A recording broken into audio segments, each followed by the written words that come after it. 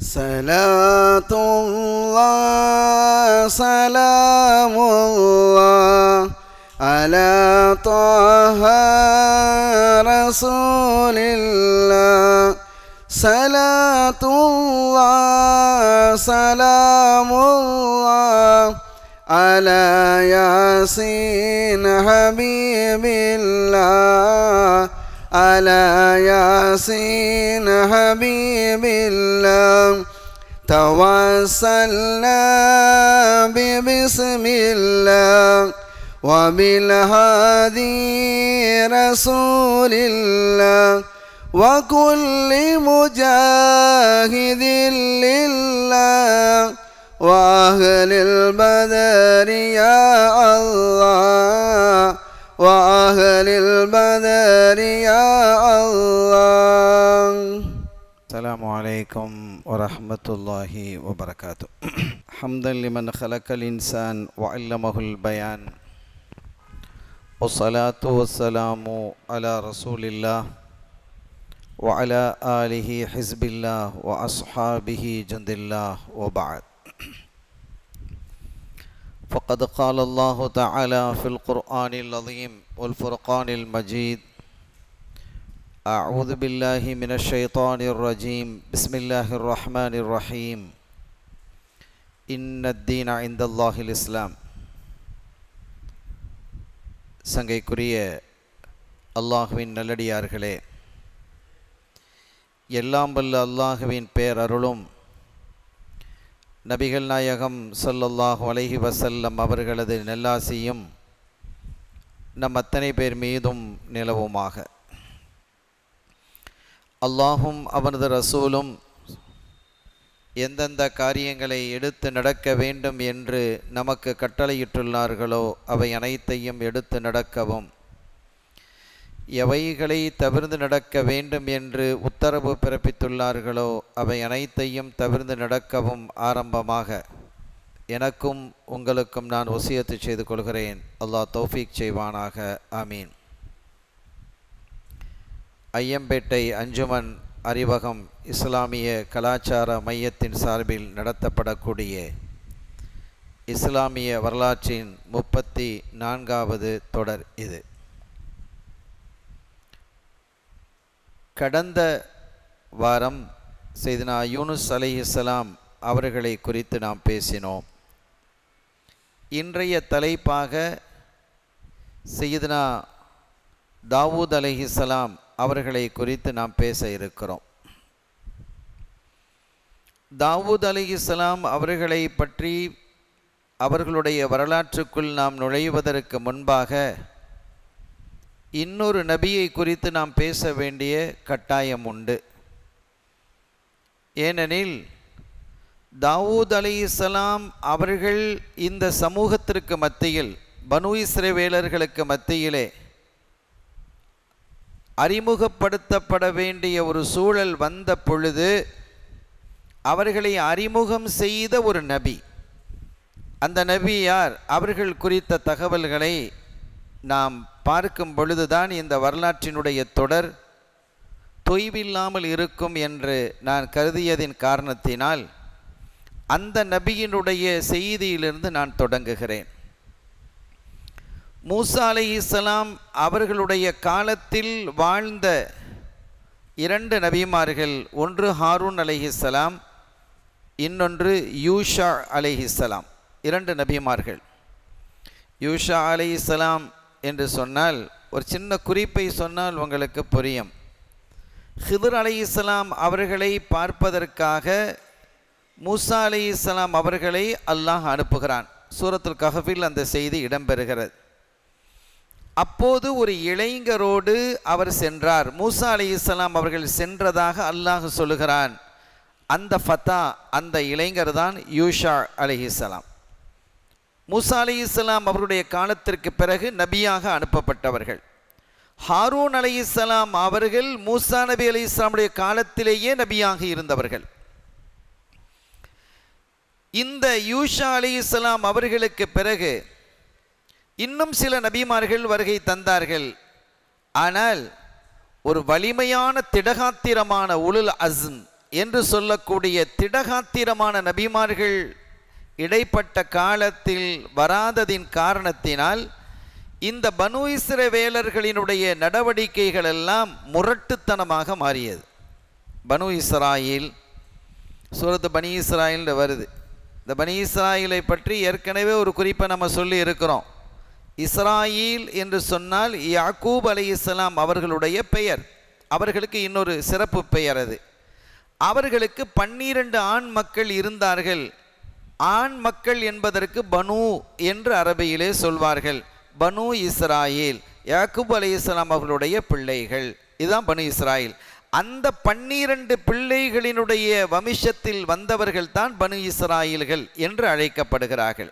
பெரிய கௌம் அது.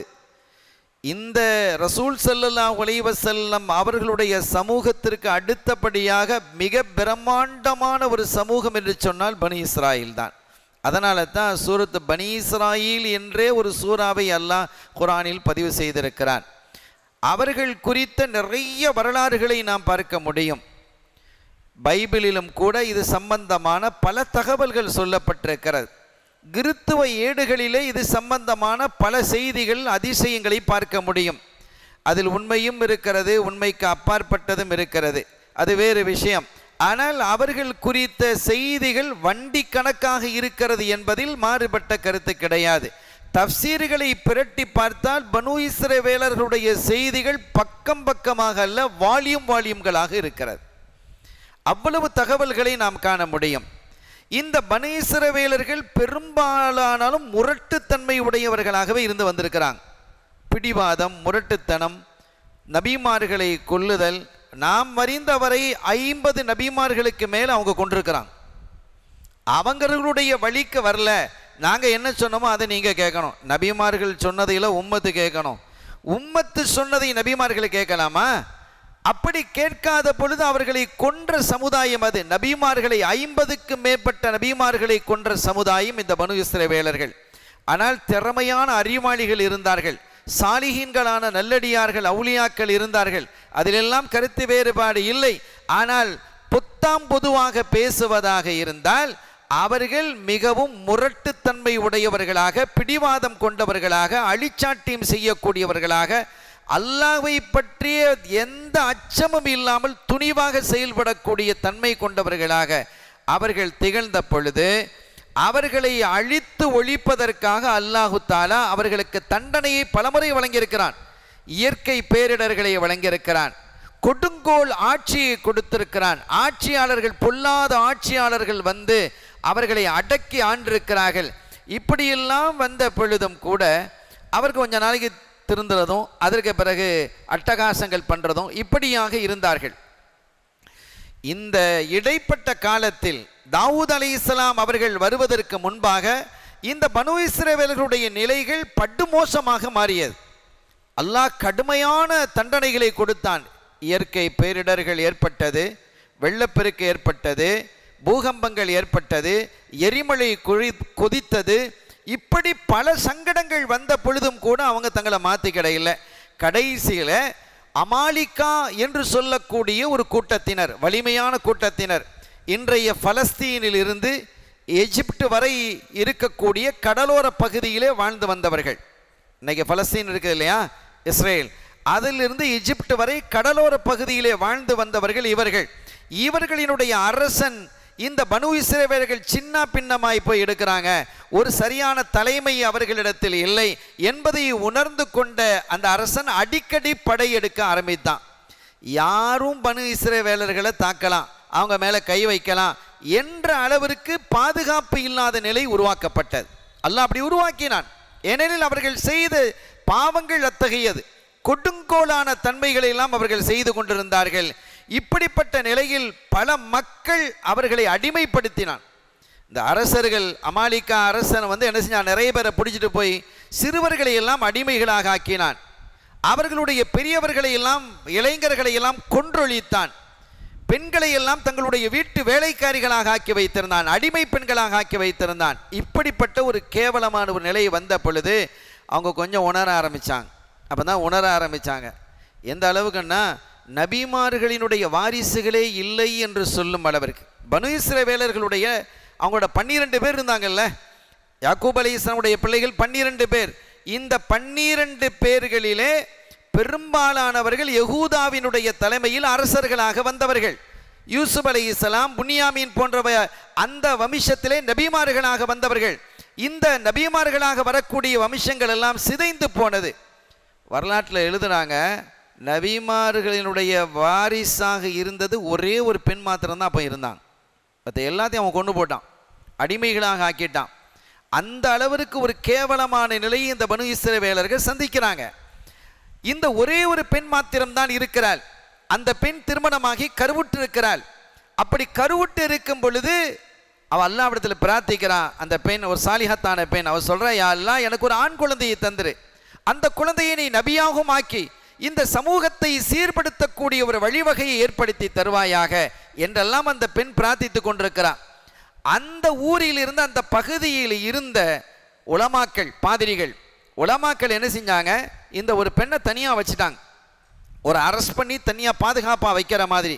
ஒருவேளை இந்த பெண் பொம்பளை பிள்ளையை பெற்றெடுத்தால், ஆம்பளை பிள்ளையை பெற்றெடுத்தா நபியா வர்றதுக்கான வாய்ப்பு இருக்கு. அல்லது தலைமையா, நபி இல்லைன்னு சொன்னால் ஒரு அவங்களுடைய தலைமையாவது இந்த சமூகம் ஏற்கும்.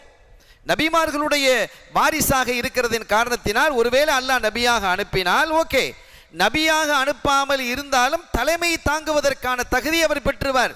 பொம்பளை பிள்ளையா இருந்தால் என்ன செய்யறது என்பதற்காக இந்த உலமாக்கள், இந்த பாதிரிகள்லாம் கூடி அந்த பெண்ணை நம்ம கஸ்டடியில் கொண்டு வந்துடணும் அப்படின்னு தங்களுடைய பாதுகாப்புக்கு கொண்டு வந்துட்டாங்க. ஏன் கொண்டு வந்தாங்கன்னு, ஒருவேளை பொம்பளை பிள்ளைய பெற்றெடுத்தா அவள் பொம்பளை, அந்த சமயத்தில் வேற ஆம்பளை பிள்ளை பிறந்திருக்கமா இல்லையா, அந்த பிள்ளைய கொண்டு வந்து இந்த பிள்ளைய தான் இந்த நபிமாருடைய வாரிசாக இருக்கக்கூடிய இந்த பெண் பெற்றெடுத்தான்னு ஆம்பளை பிள்ளைய காட்டிடுறது அப்படிங்கிற ஒரு திட்டத்தில் இருந்தாங்க. ஆனால் உண்மையிலேயே ஒரு ஆண் குழந்தை பிறந்தது. ஆண் குழந்தை பிறந்தது. அல்ஹம்துலில்லாஹ். அந்த குழந்தையும் ஒரு சாலிகான பிள்ளையாக வளர்ந்தது. அந்த ஊரிலே இருக்கக்கூடிய ஒரு சாலிகான பாதிரி, நல்ல ஆலிம், நல்ல உலமா, ஆபிதாக இருக்கக்கூடிய ஒரு ஆலிமாக இருக்கக்கூடியவர், மக்களிலேயே உலமாக்களிலேயே மிகச் சிறந்தவர், நல்லவர் என்று கருதப்படக்கூடிய ஒரு ஆலிமிடத்தில் அந்த தாய் கொண்டு ஒப்படைக்கிறார். அந்த பிள்ளையை அவர் தன் பிள்ளை மாதிரி வளர்க்கிறார். இல்முகளை சொல்லி கொடுக்கிறார், அற்புதமான போதனைகளை கொடுக்கிறார். அதுவும் வளர்ந்து ஒரு அளவு வயசுக்கு வந்துட்டு அந்த தேவாலயத்தில், அந்த இறை ஆலயத்தில் அந்த பிள்ளை பணி செய்து கொண்டிருக்கிறது, ஹிதுமத்துகளிலே ஈடுபட்டு கொண்டிருக்கிறது. அந்த பிள்ளையை பற்றிய நல்ல அபிப்பிராயமும் சுற்றுவட்டார மக்களிலே ஏற்பட்டது. இந்த பாதிரிக்கு ரொம்ப சந்தோஷம். ஒரு நாள் இரவு அவர் படுத்திருக்கிறார், அந்த இளைஞர் படுத்திருக்கிறார். இப்போ இளைஞராக இருக்கிறார். இரவு நேரம், ராத்திரி 1 மணி. அவருடைய பெயர் ஷம்வீல். அவருடைய பெயர் அஷ்மவீல் என்றும் ஷம்வீல் என்றும் 2 வகையாகவும் சொல்லப்படும். அஷ்மவீல் என்றும் சொல்லப்படுவது உண்டு, ஷம்வீல் என்றும் சொல்லப்படுவது உண்டு. நாம் ஷம்வீல் என்றே குறிப்பிடுவோம். 2 வகையாகவும் குறிப்பிட்டாலும் சரிதான். ஒரு பெயர் 2 விதமாக உச்சரிப்பாங்களா இல்லையா? அந்த மாதிரி ஷம்வீல் அவர்கள் படுத்திருக்கிறாங்க. படுத்திருக்கும் போது ஷம்வீல் ஷம்வீல் என்று ஒரு சப்தம் வருகிறது. டக்குன்னு விழிச்சு அவங்க என்ன செய்றாங்க, நேராக தன்னுடைய உஸ்தாத், தன்னுடைய முஅல்லிம், பாதிரியினுடைய அறைக்கு போகிறாங்க. அவர் தூங்கிட்டு இருக்கிறார். வெளியில் நின்று, உஸ்தாத் என்னை கூப்பிட்டீங்களா அப்படின்னோடனே அவங்க முழிச்சிட்டாங்க. இவங்க ஒரு திகைச்சு வந்திருக்கிறாங்க. உஸ்தாது பார்த்தா இவர் ஏதோ திகைப்போட வந்திருக்கிறாரு. அப்போ அவருக்கு பயத்தை ஏற்படுத்தியிருக்கிறார். ஆமாம் தம்பி, நான் தான் அழைச்சேன், நீ போய் படுத்துக்க பிரச்சனை இல்லை அப்படின்னு சொல்லிட்டு திரும்ப வந்து படுத்துட்டாங்க. இன்னும் கொஞ்ச நேரத்தில் திரும்பவும் அப்படி அழைக்கப்பட்ட பொழுது திரும்பவும் வந்தாங்க. என்ன அழைச்சிங்களான்னு அவங்க ஏதோ உணர ஆரம்பித்தாங்க. அப்போ அவங்க சொன்னாங்க, நான் தான் அழைச்சேன், இனிமேல் நான் கூப்பிட்டால் நீ வர வேண்டாம், இனிமேல் நான் கூப்பிட்டால் நீ வர வேணாம், நீ தூக்கத்தை கண்டினியூ பண்ணு, அப்படி பார்த்துட்டு நீ பண்ண படுத்துக்க பிரச்சனை இல்லை, நீ வர்றங்கிற அவசியம் இல்லை என்று அந்த பாதிரியார் சொல்லிட்டார். கொஞ்ச நேரம் அவர் தூங்க ஆரம்பித்ததற்கு பிறகு ஷம்வீல் அவர்கள் தூங்குகிறார்கள். திரும்பவும் அழைக்கப்பட்டது. எழுந்து பார்த்தால் ஒரு நபர் நின்று கொண்டிருக்கிறார், வித்தியாசமான ஒரு தோற்றம். அப்போ அவங்க சொன்னாங்க, ஷம்வீல், வல்ல அல்லாஹ் உங்களை நபியாக அனுப்பியிருக்கிறான். அன ஜிப்ராயில், நான் ஜிப்ராயில், அழைத்ததெல்லாம் நான் தான், உங்களை அழைத்தது நான். உங்களை அல்லாஹ் ஜிப்ராயில், உங்களை அல்லாஹ் நபியாக, இறை தூதராக அனுப்பியிருக்கிறான். இன்று முதல் உங்களுடைய பணிகளை நீங்கள் தொடங்குங்கள்.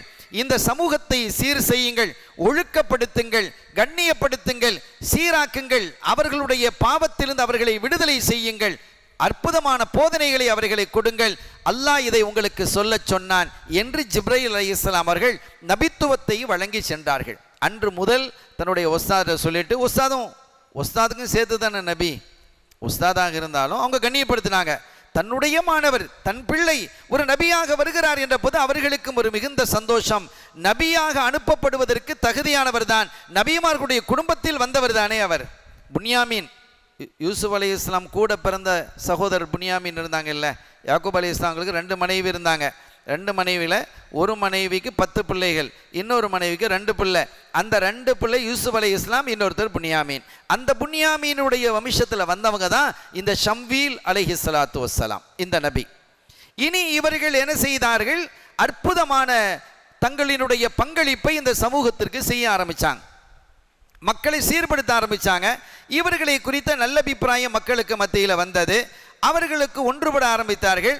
அப்போது மக்கள் எல்லாம் கேட்டாங்க, எங்களுக்கு ஒரு அரசர் இல்லாமல் இருக்கே, எங்களுக்குன்னு ஒரு அரசர் வேணுமா இல்லையா? நீங்கள் நபியாக இருக்கிறீங்க, ஓகே, எங்களுக்குன்னு ஒரு அரசர் இருந்தால், இந்த அமாலிகா, இந்த ஜாலூத்துன்னு ஒருத்தன் இருக்கிறான், அல்லாஹ் குர்ஆன்ல ஜாலூத்தை பற்றி சொல்கிறான், அந்த செய்தி நாம் சொல்ல இருக்கிறோம். அங்கிருந்து தான் தாவூத் அலைஹிஸ்ஸலாம் அவர்களுடைய செய்தியும் தொடங்குகிறது. கடுமையான எதிரியாக அவன் இருக்கிறான், வலிமை மிக்கவனாக இருக்கிறான், அடிக்கடி வந்து நம் மக்களை கைது செய்து செல்கிறான், நாம் சேமித்து வைத்திருக்கக்கூடிய பொருள்களை எல்லாம் கொள்ளையடித்து செல்கிறான், சிறுவர்களை எல்லாம் அடிமையாக்கி போட்டான், பெண்கள், இளம் பெண்களை எல்லாம் கைது செய்து தங்களுடைய வீட்டு வேலைக்கார பெண்களாக ஆக்கி வைத்திருக்கிறான். இதையெல்லாம் எதிர்த்து நிற்பதற்கு ஒரு அரசு வேண்டுமா இல்லையா? நல்ல ஒரு அரசராய் அல்லாஹ் எங்களுக்கு அனுப்பி தர வேண்டும் என்று அவர்கள் கேட்டார்கள். அவங்க கேட்குறாங்க. அப்போ அவங்க சொன்னாங்க, இது காலூலி நபியில்லஹ் முபஅஸ் லனா மலிக்கன் நுகாத்தில் ஃபீ சபீலில்லாஹ், அல்லாஹ் எங்களுக்கு ஒரு அரசரை அனுப்பினால் அவனுடைய பாதையில் நாங்கள் போரிட்டு எங்கள் சமூகத்தை நாங்கள் பாதுகாப்போம். அப்போ அவங்க சொன்னாங்க, இந்தப்பா உங்களுக்கு முன்மாதிரி நிறைய இருக்கு, நீங்கள் வாக்கு கொடுக்கறதெல்லாம் சீக்கிரமாக மாறி போகிறதும் மறந்து போகிறதும் உடைக்கிறதும் உங்களுக்கு சர்வசாதாரணம். நான் அல்லாஹ்விடத்தில் வேண்டி அல்லாஹ் ஒரு அரசரை உங்களுக்கு தந்தான்னு வைங்க, அவரோட சேர்ந்து நீங்கள் யுத்தத்துக்கு போவீங்களா? போக மாட்டீங்களா? கால ஹல் அசைத்தும் இன் குதிப அலைக்குமுல் கிதாலு அல்லா துகாத்திலு. அட நபி கேட்டு ஒரு அரசரும் அறிவிக்கப்பட்டதற்கு பிறகு யுத்த களத்திற்கு வாங்க, எதிரிகளை அழிப்போம் வாருங்கள் என்று அவர்கள் அழைத்து நீங்கள் போகாமல் இருந்தால் எப்படி? அப்போ அவங்க சொன்னாங்க, காலு ஒமாலனா அல்லா நுகாத்துல ஃபீ சபீலில்லா வகத் உஹ்ரிஜ்னா மின் தியாரினா வஅப்னாயினா. அது எப்படி நாங்கள் யுத்தத்துக்கு போகாமல் இருப்போம்? யுத்தம் புரிய வேண்டும், இந்த அமாலிகா, இந்த ஜாலூத் போன்றவர்களை அழித்து ஒழிக்க வேண்டும் என்பதற்காகத்தானே ஒரு அரசு வேண்டும் என்று நாங்கள் கேட்கிறோம். அரசையே அதுக்காகத்தானே கேட்கிறோம். எனவே நல்ல ஒரு அரசர் வருவாரையானால் நாங்கள் என்ன செய்வோம்? அவரோடு சேர்ந்து போரிடுவோம். எங்களுடைய சொந்த ஊர்களை விட்டு நாங்கள் வெளியாக்கப்பட்டிருக்கிறோம், எங்களுடைய பிள்ளைகளை விட்டு நாங்கள் தனிமைப்படுத்தப்பட்டிருக்கிறோம். கது உஹ்ரிஜ்னா மின் தியாரினா வஅப்னாயினா. எங்களுடைய பிள்ளைகள்லாம் எங்கே இருக்காங்க? எல்லாம் அரெஸ்ட் பண்ணி எல்லாம் வேலைக்காரனாக்கி வச்சிருக்கிறான். எப்படிப்பட்ட குடும்பத்திலே வந்தவர்கள் நாங்கள், எத்தகைய பாரம்பரியத்திலே வந்தவங்க நாங்கள். அங்கே இப்படிப்பட்ட நிலையில இழிவான நிலைக்கு எங்களை ஆளாக்கி விட்டதற்கு பிறகு நாங்கள் யுத்தத்துக்கு போகாமல் இருப்போமா? யுத்தம் செய்ய வேண்டும் என்ற ஒரு காரணத்துக்காக தான் அரசரை கேட்குறோம், எங்களை நேர்வழிப்படுத்துறதுக்கு நீங்கள் இருக்கிறீங்க. அப்போ அவங்க சொன்னாங்க, நான் தர்றது பற்றி ஒன்றும் இல்லைப்பா, நம்ம கேட்குறோம், அல்லாஹ் நபியான ஒரு அரசர் அனுப்பிடுவான், ஆனால் நீங்கள் ஏதாவது மாறுபட்டுறக்கூடாது, நிச்சயமாக நாங்கள் மாறுபட மாட்டோம் என்று அவர்கள் வாக்கு கொடுத்தார்கள். அல்லாஹ்விடத்தில் பிரார்த்தித்தாங்க, யா அல்லாஹ் ஒரு அரசரை அனுப்பு, அந்த நல்ல ஒரு அரசரை அனுப்பி இவர்களை வழிநடத்தி செல்லக்கூடிய ஒரு அற்புதமான அரசரை நீ தருவாயாக என்று கேட்ட பொழுது, வகால லஹும் நபியுஹும், அவர்களுடைய நபி ஷம்வீல் அலைஹிஸ்ஸலாம் அவர்கள் அல்லாஹ்விடத்தில் பிரார்த்தித்தார்கள். குர்ஆன்ல அல்லாஹ் சொல்றான் சூரத்துல் பக்கரால, இன்னல்லாஹ கத் பஅத லக்கும் தாலூத் மலிகா. அந்த இவங்க சொல்றாங்க, அல்லாஹு தஆலா ஒரு அரசரை அனுப்புறான். அந்த அரசரை அனுப்புறதுக்கு முன்னால அரசர் எப்படி இருப்பார், அந்த அரசரை தேர்வு செய்வது எப்படி என்பதை அந்த ஷம்வீல் அலைஹிஸ்ஸலாம் அவர்களுக்கு அல்லாஹ் சொல்றான். வானிலிருந்து ஒரு மலக்கு கொண்டு வந்தாங்க, ஒரு பெரிய கைத்தடி, ஒரு உயரமான கைத்தடி, ஒரு குப்பியில் எண்ணெய். இந்த ரெண்டையும் கொண்டு வந்து ஷம்வீல் அலைஹிஸ்ஸலாம் அவர்களிடத்தில் ஒப்படைத்து, நபியுல்லா, உங்கள் பக்கத்தில் இந்த மக்கள் வரும் பொழுது ஒரு கட்டத்தில் யாரை அரசராக ஆக்க வேண்டும் என்று அல்லாஹ் நாடி இருக்கிறானோ அவர் வந்தால், யார் அரசராக ஆக வேண்டும் என்று அல்லாஹ் நாடி இருக்கிறானோ அவர் வந்தால் இந்த எண்ணெய் கொதிக்க ஆரம்பித்து விடும். நீங்கள் சூடெல்லாம் காட்ட தேவையில்லை, தானா கொதிக்க ஆரம்பிச்சிடும். அதே மாதிரி நீங்கள் பாருங்க, இந்த அளவிற்கு இந்த குச்சி இருக்கல, கம்பு, ஒரு கைத்தடி, அந்த கைத்தடியினுடைய உயரம் அவர் சரியா இருப்பார். இதான் அவருடைய உயரம், அவருடைய உயரம் இதுதான் என்று இரண்டையும் கொடுத்துட்டு போயிட்டாங்க. இந்த செய்தியை மக்கள் மத்தியில் அறிவித்த உடனே அந்த எல்லாருக்கும் பதவி ஆசை, நான் அரசனாக இருப்பேனான்னு ஒவ்வொருத்தனாக வந்து அந்த அளவு பார்க்க ஆரம்பித்தான். யாருக்கு செட் ஆகலை. ஷம்வீல் அலைஹிஸ்ஸலாமுடைய வீட்டில் ஒரே கூட்டம், ஒவ்வொருத்தராக வந்து வந்து வந்து பார்க்குறாங்க. ஆனால் அது அல்லாஹ்வால் அருளப்பட்ட பல்லாயிரக்கணக்கான பேர் வந்து பார்க்குறாங்க. எல்லாரும் வச்சு பார்த்தா ஒன்று மேலே இருக்குது, ஒன்று கீழே இருக்குது, இப்படி தான் இருக்குது. அது செட்டாகவே ஆக இல்லை. இப்படிப்பட்ட நிலையில் தாலூத் என்று ஒருத்தர் இருந்தார், ஒரு இளைஞர். தாலூத் என்று ஒரு இளைஞர். அந்த இளைஞரினுடைய தந்தை, அந்த இளைஞரனுடைய தந்தை இருக்கிறாரே, அவர் வந்து ஒரு தோல் பதனிடக்கூடியவர், ஒரு ஏழை, தோல் பதனிடக்கூடிய ஒரு தொழிலாளி. அவருடைய கழுதை ஒரு முறை காணாமல் போய்விட்டது. அந்த கழுதையை தேடி பிடிச்சிட்டு வாங்கப்பா அப்படின்னு தன்னுடைய மகனையும் தாலூத்தையும், தன்னுடைய வேலைக்கார ஒருத்தர் இருந்தார், அந்த பதனிடுவதற்கெல்லாம் வேலை செய்யறதுக்கு ஒரு ஆளை வச்சுருந்தாங்க, ஒரு சொல்லில் அடிமை. இந்த ரெண்டு பேரும் சேர்ந்து அப்படியே கழுதையை, காணாமல் போன கழுதையை தேடிக்கிட்டு அப்படியே வர்றாங்க. ஷம்வீல் அலைஹிஸ்ஸலாமுடைய வீட்டு வரைக்கும் வந்துட்டாங்க. அப்போ தாலூத் சொன்னார், இந்தப்பா நபியுல்லாவுடைய வீட்டுக்கு நம்ம வந்துட்டோம், அவங்கள்ட்ட போய் நம்ம கேட்டுட்டா அந்த கழுதை எங்கே இருக்குங்கிறத சொல்லிடுவாங்களா இல்லையா?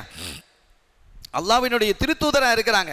எனவே அவர்களிடத்திலே சென்று எங்களுடைய கழுதையை நாங்கள் தேடுறோம், நாங்கள் ஏழையாக இருக்கிறோம், அது இருந்தால் தான் இந்த சுமைகள்லாம் சுமந்துட்டு போக முடியும், எங்களுக்கு ஒரு உதவி பண்ணுங்க, அல்லாஹ்விடத்தில் கேட்டு எங்களுடைய கழுதையை எங்களுக்கு மீட்டித்தாங்க அப்படின்னு கேட்கலான்னு சொல்லி அந்த கதவை தட்டி உள்ளுக்கு போகிறாங்க. ஷம்வீல் அலைஹிஸ்ஸலாம் கதவை திறக்கிறாங்க, உள்ளே வர்றாங்க. என்னப்பா விஷயம், இந்த நேரத்தில் வந்திருக்கிறீங்களே என்னன்னு கேட்குறாங்க.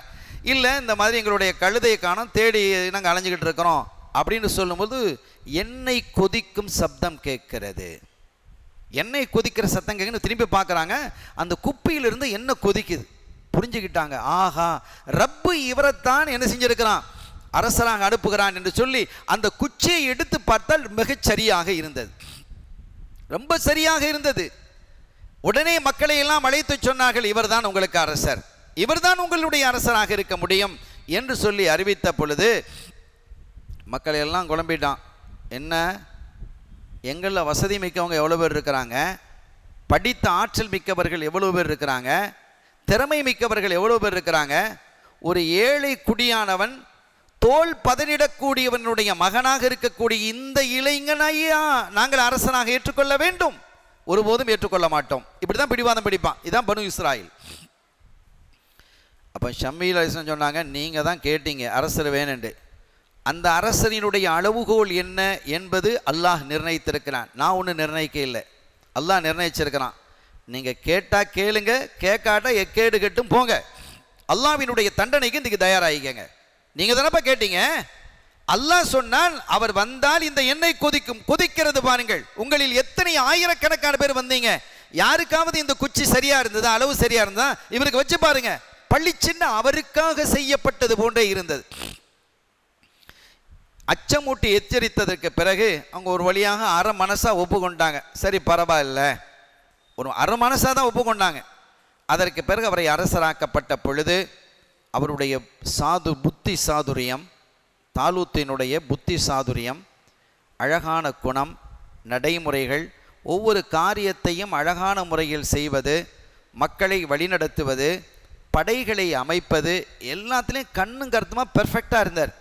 இதன் காரணத்தினால் மக்கள் அவர் மீது பிடிப்பு கொண்டாங்க. கல்பு மாறிடுச்சு, கல்பு மாறியது. தாலூத்தின் மீது பிடிப்பை கொண்டார்கள், அல்ஹம்துலில்லாஹ் என்று ஏற்றுக்கொண்டார்கள். இப்போது ஜாலூத்தை எதிர்க்க வேண்டும். ஜாலூத்துங்கிறவன் லேசான ஆள் இல்லை, மிகப்பெரிய அன்றைய காலத்தில் அவன்தான் சக்கரவர்த்தி, அவன்தான் வல்லரசு, அவனுடைய ஆட்சி வல்லரசு என்று சொல்லும் அளவிற்கு வலிமையானவனாக இருந்தான். அவனை எதிர்ப்பதற்கு இந்த உலகத்தில் யாருமே இல்லை என்று சொல்லும் அளவிற்கு மிக வலிமையான வந்தவனாக இருந்தான். ஒரு கட்டத்தில் இவங்க சொன்னாங்க, ஷம்பீல் அலைஹிஸ்ஸலாம் சொன்னாங்க, இந்தப்பா நீங்கள் முரண்டு பிடிக்காதீங்க, ஏற்கனவே ஒரு விஷயத்தை நீங்கள் இழந்திருக்கிறீங்க, தாபூத் என்ற ஒரு பெட்டி. இது சம்பந்தமாக நம்ம விளங்கணும். குர்ஆன் அல்லாஹ் சொல்கிறான், தாபூத்தை பற்றி மிக அற்புதமாக பேசுவான் ரப்புல் ஆலமீன். அந்த தாபூத்து பெட்டியை பற்றி அல்லாஹ் சொல்லும் பொழுது, வகால லஹும் நபியுஹும் இன்ன ஆயத்த முல்கிஹி அன் யஅதியகுமுத் தாபூத்து ஃபீஹி சக்கீனா. தாபூத்துன்ற ஒரு பெட்டி உங்கள்கிட்ட இருந்ததில்ல, இவரை நீங்கள் அரசனாக்கினால்தான் நீங்கள் இழந்த அந்த தாபூத்து பெட்டி உங்களிடத்தில் வரும். இதை பற்றி ஒரு சின்ன குறிப்பு.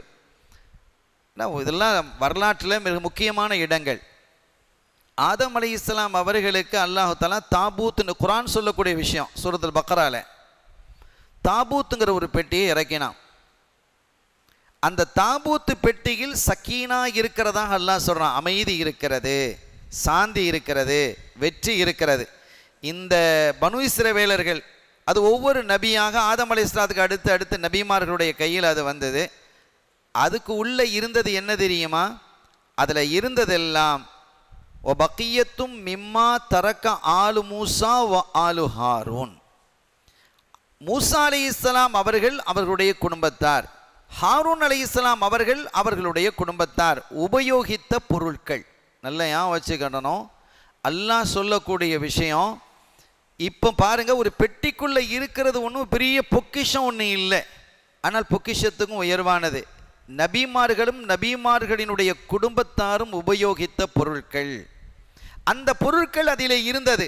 மிம்மா தரக்க ஆலு மூசா வ ஆலு ஹாரூன். மூசா அலைஹிஸ்ஸலாம் அவருடைய குடும்பத்தார், ஹாரூன் அலைஹிஸ்ஸலாம் அவருடைய குடும்பத்தார் உபயோகித்த பொருட்கள், அவங்களுடைய ஷர்ட்டு, அவங்களுடைய தலப்பா, இந்த மாதிரி கைத்தடி, இந்த மாதிரி பொருட்கள், அவர்கள் சாப்பிட்ட உணவினுடைய பகுதி, இவைகள் எல்லாம் அந்த பெட்டிக்குள் இருந்தது. இதான் அதில் இருந்ததா அல்லாஹ் சொல்கிறான். தஃப்சீல் இதுக்கு விளக்கம் எழுதுறாங்க என்ன பொருட்கள் என்று. அல்லாஹ் சொல்லும் பொழுது இவருக்கு இந்த குடும்பத்தார் விட்டு சென்ற பொருட்கள்ங்கிறான். அந்த பொருட்கள் தான் அந்த பெட்டி. இவைகள் தனித்தன்மை வாய்ந்தது என்று அல்லாஹ் சொல்றான். இங்கிருந்து ஒரு படிப்பினை இந்த சமூகத்திற்கு அல்லாஹ் தெளிவுபடுத்துகிறான். என்னுடைய நேசர்கள் மாத்திரமல்ல, நேசர்களோடு தொடர்புடைய பொருட்களும் புனிதமானது. அதை நம்ம விளங்கணும். இதான் மார்க்கம். இந்த மார்க்கத்திலிருந்து நம் சமூகத்தை தூரப்படுத்துவதை விட்டும் நம்மை பாதுகாக்கணும். இது ரொம்ப ஆபத்தான ஒரு விஷயம். ரொம்ப தூரப்படுத்திட்டாங்க நம்ம இளைஞர்களை எல்லாம். இதில் ரொம்ப எவ்வளவு தெளிவாக சொல்கிறான், ஃபீஹி சக்கீனா, அந்த பொருட்கள் அதிலே இருக்கிறது, அதனால் அமைதியும் இருக்கிறது. யுத்த களங்களுக்கு அதை கொண்டு சென்றால் அதிலிருந்து ஒரு சப்தம் வரும், ஒரு ஹம்மிங் வரும். வந்தால் இந்த கொண்டு செல்லக்கூடியவர்களுக்கு அது வெற்றி கிடைக்கும். இப்போ அந்த பொருள் யார்கிட்ட இருக்கு? அதை அமாலிக்கா அவங்க கைப்பற்றிட்டு போ, யுத்தத்துக்குலாம் போகல. அவங்க இந்த நாட்டுக்கு வந்து பனு இஸ்ரவேலை அடக்கி அந்த பெட்டியும் தூக்கிட்டு போயிட்டாங்க. இந்த பெட்டி எப்போது உங்களை விட்டு போனதோ அது முதல் நீங்கள் தோல்வியை சந்திக்கிறீர்கள். இந்த பெட்டி இவர் அரசரானால் தான் அந்த பெட்டியும் உங்களுக்கு திரும்பி வரும் அப்படின்னு ஷம்பீல் அலைஹிஸ்ஸலாம் அவர்கள் சொன்னதின் மூலமாக அதை ஏற்றுக்கொண்டு நாளடைவில் அந்த தாலூத் அவர்களையும் ஏற்றுக்கொள்ளக்கூடிய மனப்பக்குவத்துக்கு இந்த பனு இஸ்ரவேலர்கள் வந்துட்டாங்க. இப்போ யுத்தத்திற்கு போகணும். யுத்தத்திற்கான ஆயத்தம் திரட்டப்பட்டது. ஏன்னா அவங்க யுத்தம் நடத்தணுன்னு தானே ஒரு அரசரை கேட்டாங்க. நாங்கள் யுத்தம் நடத்தணும், எங்கள் கைது செய்யப்பட்டிருக்கக்கூடிய எங்களுடைய பிள்ளைகள் பெண்டுகளை எல்லாம் நாங்கள் மீட்டு எடுக்கணும், அந்த ஜாலூத்தினுடைய கூட்டத்தார் அமாலிக்கர்களை அழித்து ஒழிக்கணும். எத்தனை அட்டகாசங்கள், எத்தனை முறை படையெடுத்து நம் ஊர்களை எல்லாம் சிதைத்து போட்டிருக்கிறார்கள். நம்முடைய சொந்த பந்தங்கள் இருக்கக்கூடிய எத்தனை ஊர்களை அவர்கள் கைப்பற்றி இருக்கிறார்கள், அதெல்லாம் மீட்டி எடுக்கணும். யுத்தத்துக்கு தயாரானாங்க. எவ்வளோ பேர் தயாராங்க தெரியுமா? 80,000 பேர் தயாரானார்கள். பனு இஸ்ரவேலர்கள் 80,000 பேர் தயாரானார்கள். 80,000 பேர் புறப்பட்டு போகும் பொழுது அல்லாஹ் சொன்னான், ஃபலம்மா ஃபஸல தாலூத் பில் ஜுனூத் கால இன்னல்லாஹ முப்தலீக்கும் பினஹர். அப்போ ஷம்பீல் அலைஹிஸ்ஸலாம் அவங்க சொன்னாங்க, இந்தாப்பா படை வீரர்களே, அல்லாஹ் உங்களை சோதிக்க போகிறான். நீங்கள் உண்மையானவர்களா அல்லது நீங்கள் தந்திருக்கக்கூடிய வாக்கில் பொய்யானவர்களா என்பதை அல்லாஹ் சோதிப்பான். எப்படி சோதிப்பான் தெரியுமா? நீங்கள் கடந்து செல்லும் பொழுது, ஜாலூத் இருக்கக்கூடிய பகுதிக்கு நீங்கள் செல்லும் பொழுது இடையிலே ஒரு ஆறு ஏற்படும், ரிவர் ஜோர்டான். ஜோர்டான் ஆறு என்ற ஒரு ஆறு உங்களுக்கு ஏற்படும்.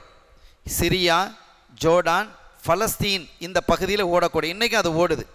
ஏறக்குறைய 360 கிலோமீட்டர் அந்த நீர் ஓடுகிறது, அந்த நதி இருக்கிறது, ஜோர்டான் நதி, ரிவர் ஜோர்டான் சொல்லி இன்றைக்கி நீங்கள் பார்க்கலாம். அந்த பகுதியில் போகலாம். சிரியா, ஜோர்டான், பலஸ்தீன் இந்த மூணையும் டச் பண்ணுது. இதை தாண்டித்தான் நீங்கள் போக வேண்டியிருக்கு. இப்படி நீங்கள் போகும் பொழுது அந்த ஆற்றில் இருந்து ஒரு மிடர் தண்ணீரை மட்டும் நீங்கள் குடிக்கலாம். அது மட்டும் உங்களுக்கு அனுமதி. சூரத்துல் பக்ரா அல்லாஹ் சொல்றான், ஃபமன் ஷரிப மின்ஹு ஃபலைஸ மின்னி வமல்லம் யதஅமுஹு ஃபஇன்னஹு மின்னி இல்லா மன் இக்தரஃப குர்ஃபதம் பியதி. அதுவும் பாத்திரங்களை வச்சு தண்ணியை குடிக்க கூடாது. கடுமையான தாகம் ஏற்படும், பசி ஏற்படும், மயக்கம் வர்ற மாதிரி இருக்கும், நிறைய கடும் தாகமாக இருக்கணும். அப்படிங்கிற காரணத்தினால தண்ணி நீங்கள் குடிக்கக்கூடாது. அள்ளி பாட்டில் உள்ள தள்ளக்கூடாது. ஒரு மிடர் மாத்திரமே, அதுவும் கையால், உங்களினுடைய கையால் ஒரு மிடர் குடிப்பதற்கு மட்டுமே அனுமதி. அதுக்கு மேலே யார் குடிக்கிறார்களோ அவர்களால் அந்த யுத்தத்தில் கலந்து கொள்ள முடியாது. அவர்கள் தோல்வியுற்றவர்கள், அவர்கள் உண்மையாளர்கள் அல்ல என்று அல்லாஹ் அறிவிக்கிறான். இதில் நீங்கள் கவனமாக இருக்கணும் என்று ஷம்பீல் அலைஹிஸ்ஸலாம் சொல்கிறாங்க. ஷம்பீல் அலைஹிஸ்ஸலாம் மூலமாக மன்னர் தாலூத் அறிவிக்கிறார், இந்தப்பா நம்முடைய நபி ஷம்பீல் அலைஹிஸ்ஸலாம் இப்படி ஒரு அறிவிப்பை தந்திருக்கிறாங்க, நம்ம நதியை நெருங்கி விட்டோம், யாரும் அதில் தண்ணியை குடிச்சிடாதீங்க, ஒரு மிடர் வேண்டுமானால் குடிக்கலாம். யார் குடிக்கணும்னு நினைக்கிறீங்களோ ஒரு மிடர் குடிக்கலாம், அல்லது குடிக்காமலும் இருக்கலாம், பிரச்சனை இல்லை. ஆனால் ஒரு மிடருக்கு மேல் அதிகமாக நீங்கள் யாரும் குடித்து விடக்கூடாது என்று சொன்ன பொழுது அது சரின்ட்டாங்க. ஆற்ற கடக்கும் பொழுது எல்லாரும் தண்ணியை குடித்தான். எவ்வளோ பேர் மிஞ்சினாங்க தெரியுமா? இந்த கட்டளைக்கு உட்பட்டவர்கள் வெறும் 313 பேர்கள் மட்டுமே. அறிஞர்கள் எழுதுவார்கள், பத்ரு சஹாபாக்களுக்கு நிகரானவர்கள் அந்த 313 பேர். 313 பத்ரு சஹாபாக்கள் தானே. அல்லாஹ் ஒவ்வொருத்திலும் ஒரு கணக்கை வைக்கிறான். அந்த 313க்கும் ஒரு கணக்கு இருக்கும். அந்த 313 பேரை அல்லாஹ் என்ன செய்கிறான்? தேர்வு செய்கிறான். 380,000 பேரில் வெறும் 313 பேர்கள் மாத்திரமே அந்த ஆற்றை கடந்து செல்ல முடிந்தது. ஆற்றை விட்டு வெளியில வந்த போது ஒருத்தரால் நடக்க முடியல, எல்லாரும் அப்படியே மயங்கி கீழே விழுந்து, நடக்க முடியல, எங்களுக்கு யுத்தம் முடியல, கல்புகளில் பயம், அச்சம் இவைகளெல்லாம் வந்த பிறகு வெறும் 313 பேர் மாத்திரமே அவர்கள் கடந்து செல்றாங்க. ஆனா அந்த 313 பேரும் அங்கே வர்றாங்க. ஜாலூத் கேள்விப்பட்டு அவன் ஒரு பெரிய படையோட வந்திருக்கிறான். லட்சத்தை தாண்டி இருக்குது, லட்சத்தை தாண்டி இருக்கிறான். இவன் 313 பேரை வச்சு என்ன செய்ய முடியும்? இவர்களுடைய கல்புகளில் அச்சம், இவங்க இந்த 313 பேருடைய இதயத்திலையும் அச்சம் வந்தது. இதை நேரம் அன்றைக்கி பத்ரு சஹாபிகளோடு ஒப்பிட்டு பாருங்க. ஸல்லல்லாஹு அலைஹி வஸல்லம் அந்த 313 சஹாபிகளை அழைச்சிட்டு வர்றாங்க. 313 சஹாபிகளை அழைத்து கொண்டு வருகிறார்கள்.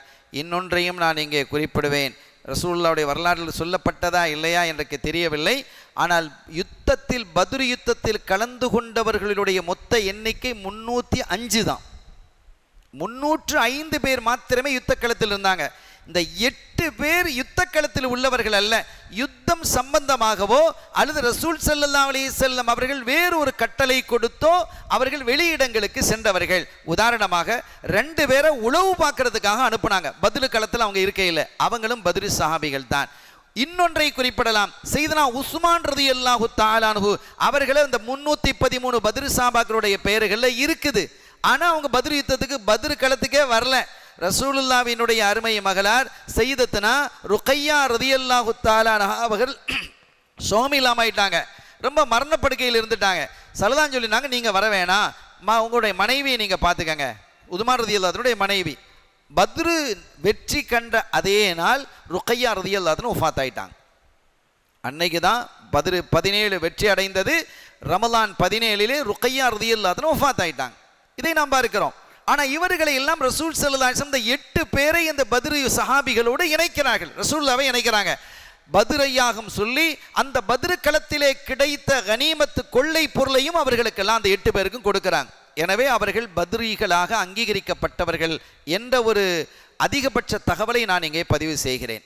அருமையானவர்களே, இதே போன்று 313 பேர் மாத்திரமே அங்கே வர்றாங்க.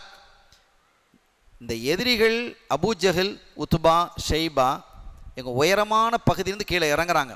அப்படி அருவியிலேருந்து இறங்குற மாதிரி ஆட்டம், பாட்டம், கூத்து, கும்மாளம் இவைகளெல்லாம் போட்டுக்கொண்டு பயங்கரமாக இறங்கி கொண்டிருக்கும் பொழுது இந்த 313 சஹாபிகளினுடைய உள்ளத்திலும் ஒரு அச்சம் வந்தது, பயம் வந்தது. எப்படி ஜாலூத்தினுடைய படையை பார்த்த பொழுது இந்த 313 பேர்களுக்கும் அச்சம் தயக்கம் ஏற்பட்டதோ இதே போன்று அவர்களுக்கும் ஏற்பட்டது. ஆனா அல்லாஹ் அவர்களுக்கு ஒரு தூக்கத்தை கொடுத்தான். இது அமனத்தம்மின் அல்லாஹ் சூரத்தில் அன்ஃபால்ல குறிப்பிடுவான். அவர்களுக்கு நாம் ஒரு தூக்கத்தை கொடுத்தோம் என்கிறான். அந்த தூக்கத்தை பற்றியே ஒரு தனி தலைப்பது லேசான, நம்ம நினைக்கிறோம் சும்மா தூங்கிட்டாங்க அப்படின்னு, அந்த மாதிரி தூக்கம் இல்லாது. அந்த தூக்கத்தின் மூலமாக நடந்த நிகழ்வு என்ன, அதற்கு பிறகு அவர்களினுடைய கல்வில் வலிமையும் தைரியமும் உற்சாகமும் அவர்களுக்கு ஏற்பட்டது அந்த தூக்கத்தின் மூலமாக. இதை ஆய்வின் அடிப்படையிலேயும் பல செய்திகளை அறிஞர்கள் சொல்லுவாங்க. ஒரு பிரச்சனை வருது, அந்த பிரச்சனையை சால்வ் பண்ண முடியுமா என்ற ஒரு அச்சம் வந்தால் அதுக்குன்னு ஒரு தூக்கம், அதுக்குன்னு சில பிரார்த்தனைகள், இந்த பிரார்த்தனைகளோடு சேர்ந்த அந்த தூக்கமாக இருந்தால் அந்த துக்கம் அகன்றுவிடும் என்பதற்கான விளக்கத்தையும் அறிஞர்கள் சொல்லுவார்கள். அருமையான பெருமக்களே, அதை மாதிரி அச்சம் இவர்களுக்கு ஏற்பட்டது. லட்சத்தை தாண்டிய ஒரு பெரும் படையோடு அவன் இருக்கும் பொழுது எப்படியப்பா நாம் அவனை சந்திப்பது, எப்படி நம்ம வெறும் 313 பேர் தானே இருக்கிறோம் என்று பயம் வந்தது. ஆனால் அரசர் தாலூத் மட்டும் உறுதியாக இருந்தார். பார்த்துக்கிடலாம், என்ன வந்தாலும் சரி நான் சந்திப்பதற்கு தயாராக இருக்கிறேன் என்று அவர்கள் புறப்பட்டு வந்தார்கள். ஒரு அறிவிப்பும் செஞ்சாங்க. இந்த தாலூத்தை, இந்த யுத்தம் நடக்கக்கூடிய காலகட்டத்தில் தாலூத்தை யார் கொல்லுகிறாரோ அவருக்கு என்னுடைய மகளை நான் திருமணம் முடித்து வைப்பேன். அரசராக வந்து பல வருஷங்கள் ஆயிடுச்சு, எத்தனையோ வருஷத்துக்கு பிறகுதான் எவ்வளோத்தையும் தயார்படுத்தி, படைகளை தயார்படுத்தி, ஆயுதங்களை தயார்படுத்தி, அரசபையை செம்மையாக ஆக்கி நிறைய காலங்கள் கல்யாணம் முடிச்சு பிள்ளைகள்லாம் பெற்றெடுத்துட்டார். ஒரு அற்புதமான அழகான பிள்ளை அவருக்கு இருந்தது. அந்த பெண்மகளை யார்? இந்த ஜாலூத், அரசர் தாலூத், எதிரி ஜாலூத். ரெண்டு கடையில் வித்தியாசம். ரெண்டு பெயரையுமே அல்லாஹ் குர்ஆன்ல சொல்றான். தாலூத்தையும் சொல்லுகிறான், ஜாலூத்தையும் சொல்லுகிறான். யார் இந்த ஜாலூத்தை கொல்லுகிறாரோ அவருக்கு என்னுடைய மகளையும் தந்து ஆட்சியிலும் பங்களிப்பேன், ஒரு பகுதி இந்த நாட்டில் பிரித்து கொடுத்துருவேன், அந்த பகுதி அவர் ஆளட்டும் என்று சொன்னதற்கு பிறகு ஈஷா அப்படின்னு ஒருத்தர் இருந்தார். அந்த படையில் வந்ததில் ஈஷா அப்படின்னு இருந்தார். அவருக்கு 13 ஆண் பிள்ளைகள். ஐஷா என்று சொல்பவர்களும் உண்டு, ஈஷா என்று சொல்பவர்களும் உண்டு. இவருக்கு 13 ஆம்பளை பிள்ளைகள் இருந்தாங்க. இந்த 13 ஆம்பளை பிள்ளைகள் ஆக கடைக்குட்டி தான் தாவூத் அலைஹிஸ்ஸலாம். அவங்க சின்ன வயசாக இருக்கிறாங்க.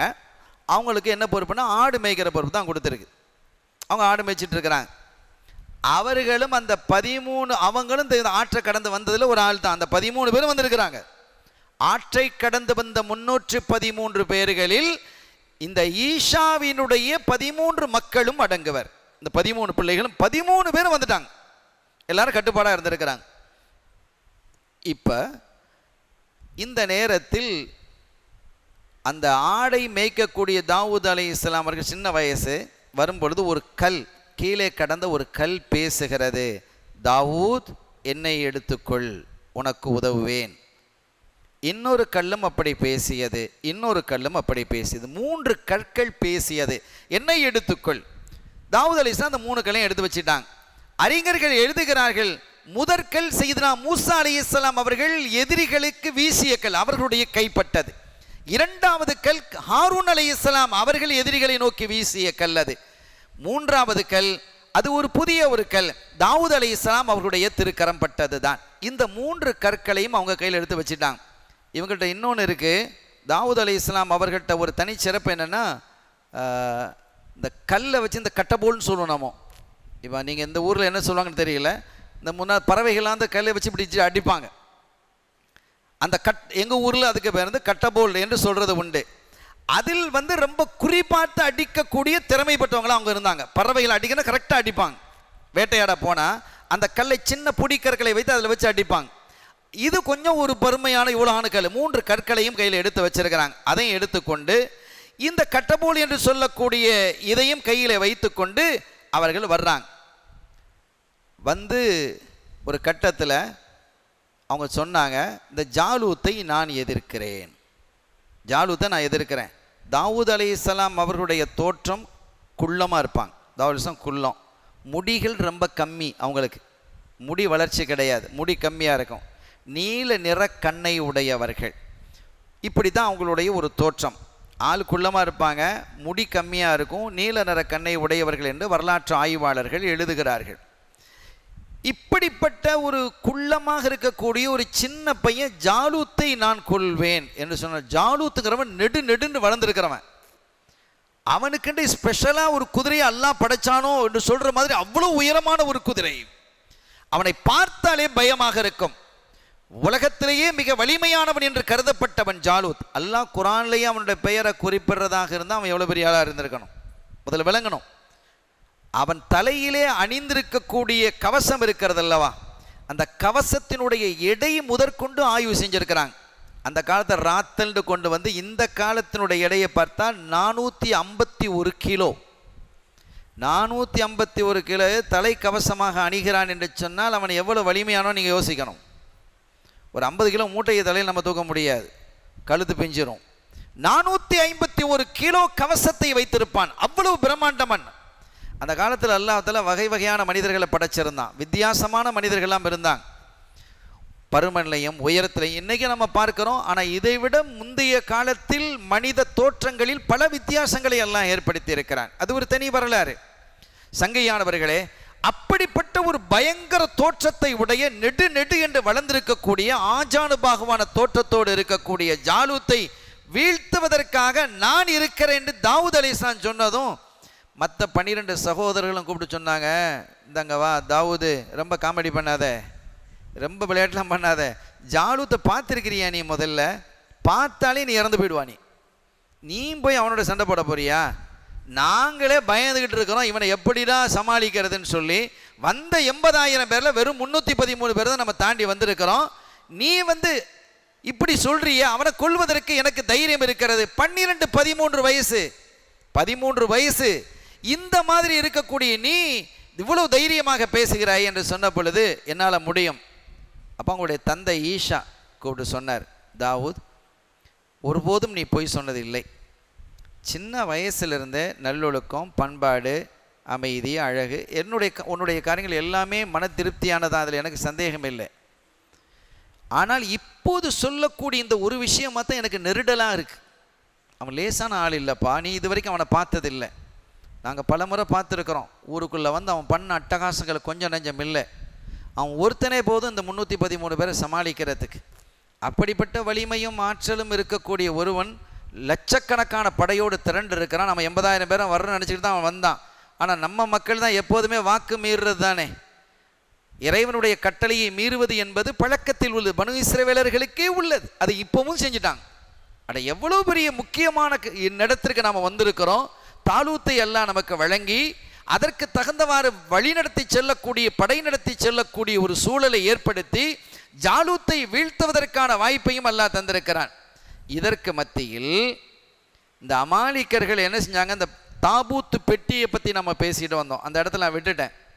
இந்த தாபூத்து பெட்டியை கொண்டு போய் என்ன செஞ்சாங்கன்னு கேட்டால், அவங்க அதை ஒரு பொருட்படுத்தவும் இல்லை. அதை திறந்து பார்த்தா அதில் சட்டை துணி அது இது ஒன்றும் இல்லை, பழைய துணிகள் தானே இருக்குது. 500 வருஷத்துக்கு முந்தின பொருள்கள் அதில் இருக்குது. அந்த பெட்டியை கொண்டு போய் எங்கே அவர்கள் இந்த வெளிப்புறத்தில் போய் மலை ஜலம் கழிப்பாங்களா இல்லையா, டாய்லெட்டுக்கு இருக்கக்கூடிய இடத்துல கொண்டு வந்து அதை போய் வச்சுட்டாங்க. அந்த பெட்டியை ஒரு மரியாதை இல்லாமல். அல்லாஹ் குரானில் அதை சிறப்பித்து கூறுகிறான், ஃபீஹி சக்கீனாங்கிறான். நபிமார்கள் குடும்பத்தார்கள் உபயோகித்த பொருட்கள் அதில் இருக்கிறது. அதன் மூலமாக இதயங்களுக்கு அமைதி கிடைக்கிறது, யுத்தக்களங்களிலே வெற்றி கிடைக்கிறது என்று பெரிதாக சொல்லக்கூடிய, சிலாகித்து சொல்லக்கூடிய அந்த பெட்டியை டாய்லெட் கழிக்கக்கூடிய இடங்களை கொண்டு போய் வச்சுட்டாங்க. அதோடு மாத்திரமல்லாமல் முதல் ஆரம்பத்தில் ஒரு சிலையை வணங்கியிருந்தாங்க. அந்த சிலையினுடைய காலடியில் வச்சாங்க. மறுநாள் பார்த்தா அந்த சிலையினுடைய தலைக்கு மேலே அது இருக்கு. அதுக்கு பிறகுதான் இந்த டாய்லெட் இருக்கக்கூடிய இடங்களில் கொண்டு போய் அந்த பெட்டியை போட்டாங்க. இதனால் அவர்களுக்கு ஒரு பெரிய நோய் ஏற்பட்டது. ஒரு சிரங்கு மாதிரி நோய் ஏற்பட்டு 5 ஊர்கள் அழிந்து போனது. அவர்கள் பயந்து போனார்கள். இது என்னடா பெரிய வம்பா போச்சு, இந்த பெட்டி நமக்கு தேவையில்லைன்னு சொல்லி ஒரு மாட்டு வண்டியில் வச்சு அனுப்பிட்டாங்க. அந்த மாடுகளை ஓட்டி கொண்டு வந்தவர்கள் யாருன்னா மலக்குமார்கள். அல்லாஹ் குர்ஆனில் சொல்றான், தஹ்மிலுஹுல் மலாயிகா, மலக்குமார்கள் அதை சுமந்து கொண்டு வந்தார்கள். அந்த தாபூத்து பெட்டியை பற்றி சொல்லும் பொழுது, தாபூத்தை தஹ்மிலுஹுல் மலாயிகா, மலக்குமார்கள் அதை சுமந்து கொண்டு வந்தார்கள் என்று அற்புதமாக அல்லாஹ் குறிப்பிட்டு காட்டுகிறான். மலக்குமார்கள் சுமந்துட்டு வர்றதை அவங்க பார்க்குறாங்க. யார் பார்க்குறா? மலக்குமார்களையே அவங்க பார்க்குறாங்க. பனு இஸ்ரவேலர்கள் பார்க்கிறார்கள். மலக்குமார்கள் சுமந்து கொண்டு வருவதையும் தாபூத்து பெட்டி தங்களுக்கு கிடைப்பதையும் அவர்கள் உணர்கிறார்கள். ஆனாலும் கூட அந்த தண்ணியை குடிச்சு போட்டு சண்டைக்கு போக முடியாத நிலைமையில் உருவாகிட்டாங்க. இப்போ அவங்க கேட்குறாங்க, ஈஷா கேட்குறார், தாவூத் இதெல்லாம் சரி, நீ எப்படிப்பா அவனை வீழ்த்துவ? அப்பா அவங்க சொன்னாங்க, பாப்பா அத்தா, நான் வரும்பொழுது ஒரு கல் என்னோடு பேசியது, அதுதான் இந்த கல். என்னை எடுத்துக்கொள் தாவூத், உனக்கு நான் உதவியாக இருப்பேன். இந்த கல்லும் பேசியது, இந்த கல்லும் பேசியது. மூன்றாவது கல் பேசும் பொழுது, நான் தான் அந்த ஜாலூத்தை வீழ்த்துவேன், என் மூலமாக அவனுக்கு அழிவை அல்லாஹ் வைத்திருக்கிறான், என்னை எடுத்துக்கொள் என்று அந்த கற்கள் பேசியது. நான் நம்புகிறேன், அந்த வலிமை எனக்கு இருக்கிறது என்று சொன்னதும் அதற்கு பிறகு அவங்க அத்தாவுக்கு நம்பிக்கை வந்துருச்சு. நேராக கூட்டிகிட்டு போனாங்க, மன்னர்கிட்ட கூட்டிகிட்டு போனாங்க. மன்னர்கிட்ட கூட்டிகிட்டு போய் ஈஷா அவங்களும் செய்தா ஷம்பீர் அலைஹிஸ்ஸலாம் அவங்களும் வர்றாங்க. அவங்களுக்கு அறிவிக்கப்பட்ட பொழுது அவங்க சொன்னாங்க, எனக்கு இப்போது தான் வகை வந்தது, இந்த ஜாலூத்தை கொல்லக்கூடிய சக்தியை நாம் தாவூதுக்கு வழங்கியிருக்கிறோம். அப்போ கன்ஃபார்ம் ஆயிடுச்சு. உடனே மன்னருக்கு ரொம்ப சந்தோஷம், அற்புதமான ஒரு ஆள் கிடைச்சிட்டாரு என்று சொல்லி தன்னுடைய குதிரையையும் கவசங்கள் வாள் அது எல்லாத்தையும் கொடுத்து அனுப்புகிறாங்க. எல்லாத்தையும் மாட்டிக்கிட்டு போனாங்க. கொஞ்சம் தூரம் போன உடனே திரும்பி வந்துட்டாங்க. பக்காலு அங்கே இருந்தவங்கெல்லாம் சொன்னாங்க, ஜபனல் ஃபத்தா, ஆஹா பையன் பயந்துட்டான், அது முடியுமா?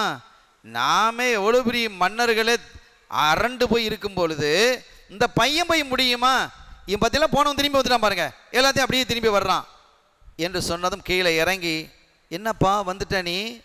தாலூத் மன்னர் கேட்கிறார் தாவூத் அலைஹிஸ்ஸலாம் அவர்களை பார்த்து. அப்போ நபி இல்லை, அவங்க நபியாக அருளப்படவில்லை, அவரு இளைஞராக இருக்கிறாங்க. என்னப்பா திரும்பி வந்துட்ட அப்படிங்கும்போது, இல்லை இந்த குதிரையை நீங்களே வச்சுக்கோ, இந்த ஆயுதங்கள்லாம் நீனே வச்சுக்கோ, இந்த கவசங்கள்லாம் நீனே வச்சுக்கோ, எனக்கு அதெல்லாம் தேவையில்லை, என்னுடைய கல்பில் அது பட்டது, அல்லாஹ் என்னுடைய கல்பில் உறுதியை தந்திருக்கிறான், எனக்கு இந்த கவன் அடிக்கக்கூடிய இந்த கவனும் இந்த 3 கற்களுக்கு இது போதும்.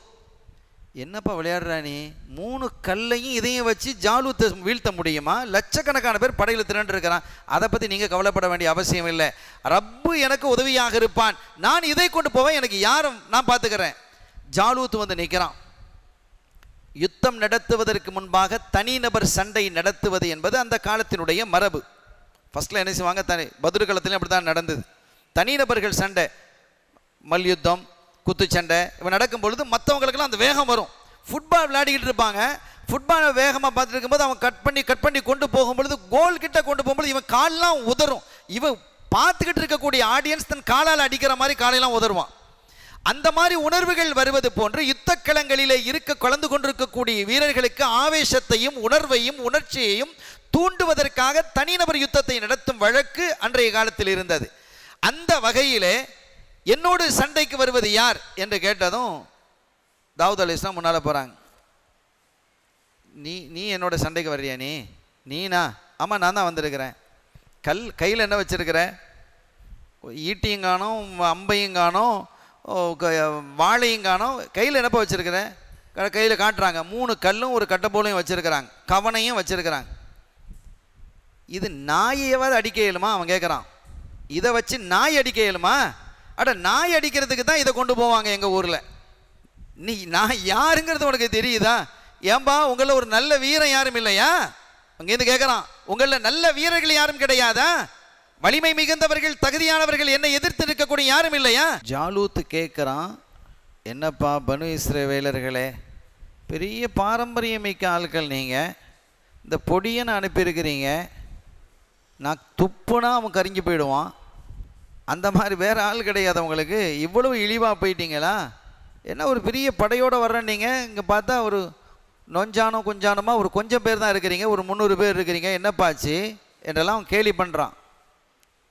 தாவூத் அலைஹிஸ்ஸலாம் சொன்னாங்க, அங்கே பார்த்து பேச வேண்டிய அவசியம் இல்லை, உன்னை எதிர்க்க வந்திருக்கிறவன் நீ என்னோட இப்போ பேசு, என்னோட நீ பேசப்பா, அதெல்லாம் பின்னால் பார்த்துக்கலாம், நீ என்னோட மோதிரியா?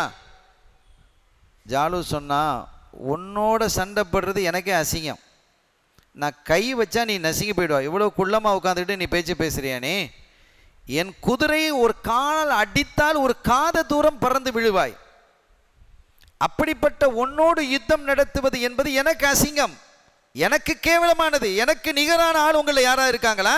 அப்படின்னு தான் வாங்கப்பா, என்று அவன் கேட்கிறான். அந்த திமிரோடு மமதையோடு பேசினான். உன்னோட யுத்தம் புரிவதற்கு நான் விருப்பம் இல்லை. அப்போ தாவூத் சொல்றாங்க, உன்னோட யுத்தம் புரிவது மாத்திரமல்ல, உன்னை கொல்லவும் நான் விரும்புகிறேனே, அதுக்கு என்ன செய்யறது? எனக்கு விருப்பம் இருக்கே, உனக்கு விருப்பம் இல்லைன்னா எனக்கு விருப்பம் இருக்கு. உன்னை கொல்வது நான் தான், உன்னை கொல்லுவேன். இதற்கு மேலே நீ பேசின உன்னை துண்டு துண்டாக ஆக்கி கண்டம் கண்டமாக ஆக்கி பறவைகளுக்கு நான் உணவாக ஆக்கி விடுவேன். ஜாலூத் சொன்னான், நான் அதையும் பார்க்குறேன். அப்படியா, சரி, இதுக்கு மேலே ஒன்று அழிக்கிறத தவிர எனக்கு வழி இல்லை, வா சண்டைக்கு வா என்று அழைத்த பொழுது இந்த 3 கவன்களையும் அவர் எடுத்து 3ஐயும் ஒன்றாக ஆக்கி என்ன செய்கிறாங்க, ஒரே கல்லாக அது உருமாறியது. 3ஐயும் சேர்த்து அழுத்திய போது அவன் பார்த்தா இந்த ஒரு கல்லை வச்சு என்ன செய்ய முடியும் என்று நினைத்தான். ஆனால் அது எதிர்பார்த்த வேகத்தை விட, இப்போ உதாரணமாக ஒரு கார் அங்கேருந்து வருது, நம்ம கிராஸ் பண்ணுறோம் ரோட்டை, கிராஸ் பண்ணும் பொழுது சரி அங்கேருந்து வருது, நம்ம இந்த ரோட்டை கிராஸ் பண்ணலாம் ஒரு கணிப்போமா இல்லையா? ஒரு காரை நாம் ஓட்டி செல்கிறோம், ஒரு பஸ் முன்னால் சென்று கொண்டிருக்கிறது, இதை நாம் முன்னோர் அங்கிருந்து ஒரு வாகனம் வந்து கொண்டிருக்கிறது. காரை ஓட்டி செல்பவனுக்கு தெரியும் அந்த கணிப்பில் இந்த பஸ்ஸை, அந்த கார் இங்கே கிட்டே வருவதற்கு முன்பாக நம்ம பஸ்ஸை முந்திடலாம், நம்ம ஓவர்டேக் பண்ணி போயிட முடியும் என்று கணிப்பது.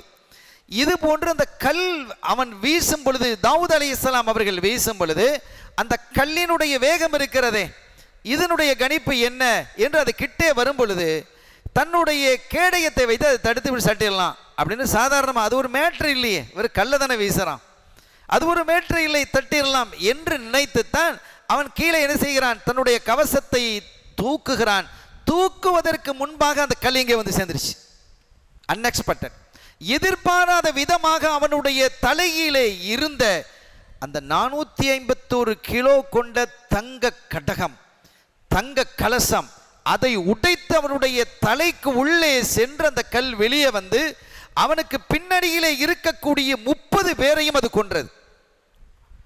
இவன் அப்படியே அந்த இடத்துல அவன் சாய்ந்து விழுகிறான். நினைத்தும் பார்க்கவில்லை ஜாலூத் இறப்பான் என்று முஸ்லீம்களும் எதிர்பார்க்கல, அவங்களும் எதிர்பார்க்கல. இவன் இந்த ஒரு கல்லில் செத்து போவான்னு யாரும் எதிர்பார்ப்பாங்களா? என்ன ஆச்சரியமாக இருக்கிறது, அவ்வளோ பெரிய பாதுகாப்போடு அவன் இருக்கிறான், முழு பாதுகாப்பு வளையத்தோடு வந்திருக்கிறான்.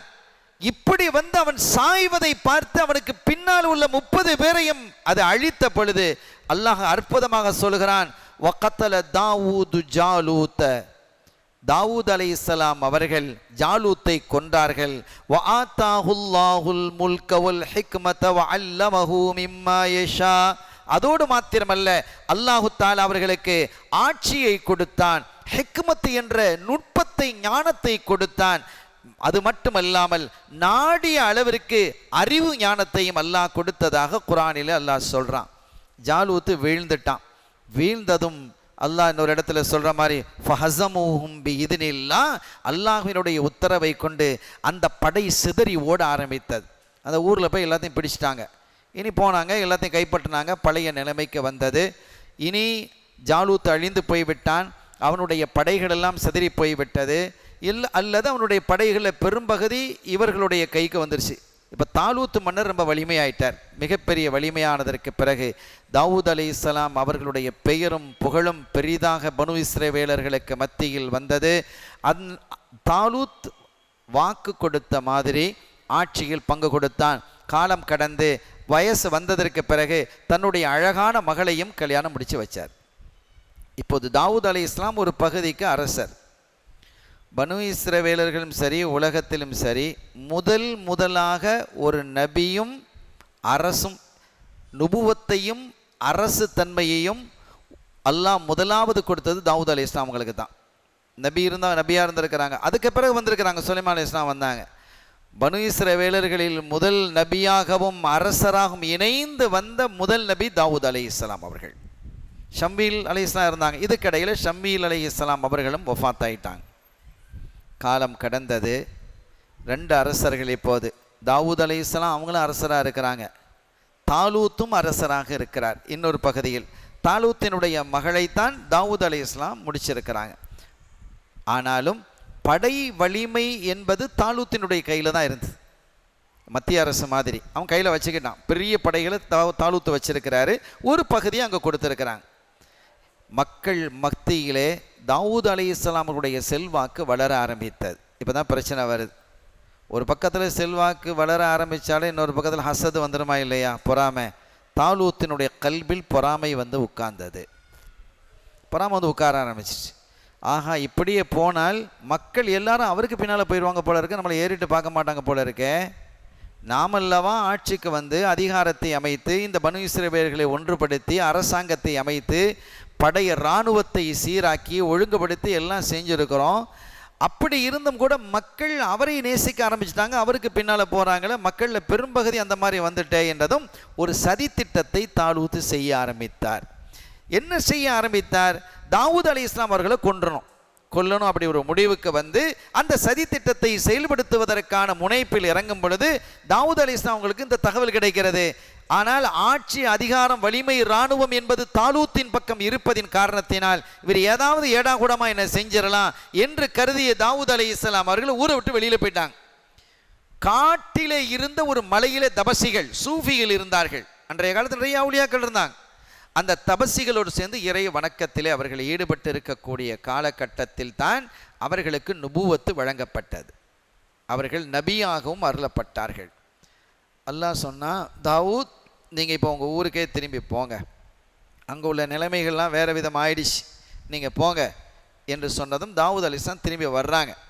வருவதற்கு முன்பாக அங்கே என்ன நடந்தது? ஒரு காலகட்டத்தில் தாவூத் அலைஹிஸ்ஸலாம் அவர்களை கொல்லுவதற்காக இவன் நிறைய ஆட்களை அனுப்புகிறான். தன்னுடைய உளவாளிகள், தன்னுடைய படை இராணுவ வீரர்கள், தளபதிகள்லாம் பல இடத்துக்கு அனுப்பியிருக்கிறான், கண்டுபிடிக்க முடியல.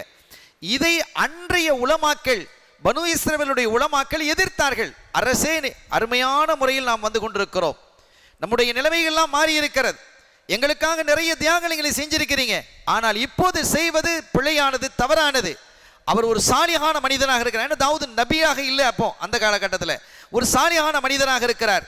நல்லொழுக்கம் எங்களிலே வளர்ந்தவர், சிறிய வயதிலிருந்தே பண்பாடு, ஒழுக்கம், உங்களுடைய மருமகனாம் இருக்கிறார், அவரை கொல்லுவதற்கு நீங்கள் சதி செய்கிறீர்கள், இதெல்லாம் தவறு என்று சுட்டி காட்டிய பொழுது யாரெல்லாம் அப்படி சுட்டி காட்டினார்களோ அவர்களையெல்லாம் கொன்றார். பல உலமாக்களை கொண்டார் தாலூத். ஒரு காலம் கடந்ததற்கு பிறகு ஒரு நாள் தனிமையிலே உட்கார்ந்து யோசிக்கிறார், நாம் செய்வது தவறு இல்லையா? என்ன அநியாயம் இது? அல்லாஹ் ஒரு மனிதருக்கு கண்ணியப்படுத்துறான்னு சொன்னால் அது அல்லாஹ் கொடுக்குற கண்ணியம். அது நம்மையும் அல்லாஹ் கண்ணியப்படுத்தி தானே வைத்திருந்தான். அவர் மூலமாகத்தானே ஜாலூத்து கொல்லப்பட்டான். இந்த அரசாட்சி, பழைய அரசாட்சி நாம் கையில் கொண்டு வந்தோம், இதற்கெல்லாம் தாவூது தானே காரணமாக இருந்தார். நாம் செய்தது பிழை என்று கருதி தன்னுடைய பாவத்தை எண்ணி தௌபா செய்து எங்கெல்லாம் உலமாக்கள் மக்பராக்கில் அடங்கியிருக்கிறார்களோ அங்கெல்லாம் போய் அழ ஆரம்பித்தார். தாலூத் மன்னர் அழுதார். எல்லா இடங்களையும் அநியாயமாக இவரை கொண்டுட்டானே, இப்படிப்பட்ட அறிவாளி, எப்படிப்பட்ட ஒரு ஆலிம், எப்படிப்பட்ட ஒரு அறிஞர், இவரையெல்லாம் கொன்றதின் மூலமாக அறிவு செல்வம் அல்லவா நம்மை விட்டு போய்விட்டது என்று பல இடங்களில் அழுதார். ஒரு கட்டத்தில் ஒரு சூஃபியினுடைய கபருக்கு மத்தியில் அழுகும் பொழுது அங்கிருந்து சப்தம் வருகிறது, தாலூத் எங்களை படாத பாடுபடுத்திட்டீர், ரொம்ப அநியாயம் செய்துட்டீர், ரொம்ப அட்டூழியம் செய்து விட்டீர், எங்களுக்கு இப்போதும் வேதனையாக இருக்கிறது நீ செய்தது என்றதும் அவர் ஓண்டு கதறி ஆள ஆரம்பித்தார். என்ன, நான் எப்படி இந்த பாவத்திலிருந்து மீட்சி பெறுவது, இதற்கு என்ன வழி இருக்கிறது என்றெல்லாம் துடிக்க ஆரம்பித்ததும் சில பேர் சொன்னாங்க, நம்ம ஊரில் ஒரு சூஃபியத்தான ஒரு பெண்மணி இருக்கிறார், ஒரு சாலிஹத்தான பெண்மணி இருக்கிறாங்க, ரொம்ப சாலிஹத், நபிமார்களுடைய அந்த குடும்பத்தோடு தொடர்புடைய ஒரு பெண்மணி. அவங்கள்ட்ட இதை போய் சொன்னால் அவங்க இதற்கு வழி பரிகாரம் ஏதாவது சொல்லுவாங்கன்னா அவங்கள்ட்ட போய் கேட்டதும் அந்த வயது முதிர்ந்த அந்த பெண்மணி சொன்னாங்க, அப்படியா, சரி வாங்க, நேராக ஷம்வீல் அலைஹிஸ்ஸலாம் அவர்களுடைய கபருக்கு நம்ம செல்வோம், அவர்கள் அடக்கப்பட்டிருக்கக்கூடிய இடத்திற்கு செல்வோம் என்று அங்கே சென்ற பொழுது, இப்போது இங்கே வைத்து அல்லாஹ்விடத்தில் நீங்கள் முறையிடுங்க, ஒரு அல்லாஹ்வின் திருத்தூதர் அடங்கி இருக்கக்கூடிய இடம், நீங்கள் செய்த பாவங்களை இங்கே வைத்து முறையிடுங்கள் என்று சொன்ன பொழுது, முறையிட்ட பொழுது அந்த கபரு பிளந்து ஷம்வீல் அலைஹிஸ்ஸலாம் வெளியில் வந்தாங்க. வெளியில் வந்து சொன்னாங்க, தாலூத் ரொம்ப தப்பு பண்ணிட்ட, நீ ரொம்ப தப்பு பண்ணியிருக்கிற, இதற்கு ஒரே பரிகாரம், நீ ஆட்சியை துறக்க வேண்டும். தாவூத் அலைஹிஸ்ஸலாம் அவர்கள் நபியாக இப்போது அனுப்பப்பட்டிருக்கிறார்கள், அவர்களுடைய கையிலே முழு ஆட்சி அதிகாரத்தை கொடுத்து விட்டு நீனும் உன்னுடைய 19 பிள்ளைகள், தாலூத்துக்கு 19 ஆம்பளை பிள்ளைகள் இருந்தாங்க, 19 பிள்ளைகளும் அவர்களுடைய படையிலே இருந்து எதிரிகளோடு யுத்தம் செய்யக்கூடிய ஃபீ சபீலில்லாஹ்வில் காலம் முழுவதும் கலந்து கொள்ள வேண்டும், அப்படி இருந்தால் அல்லாஹ் உன்னை மன்னிப்பான். அல்லாஹ் உன்னை மன்னிப்பதற்கு அது ஒன்றுமே வழியாக இருக்கிறது என்று சொன்னதும் அதே மாதிரி தாவூத் அலைஹிஸ்ஸலாம் வந்து சேர்றாங்க. படைப்பு அந்த பொறுப்பு ஆட்சி அதிகாரம் எல்லாத்தையும் அவங்களுடைய கையில் ஒப்படைத்து விட்டு தாலூத் மன்னர் அந்த படைகளை போய் இணைந்து ஒரு சாதாரண வீரனாக கலந்து கொண்டார்.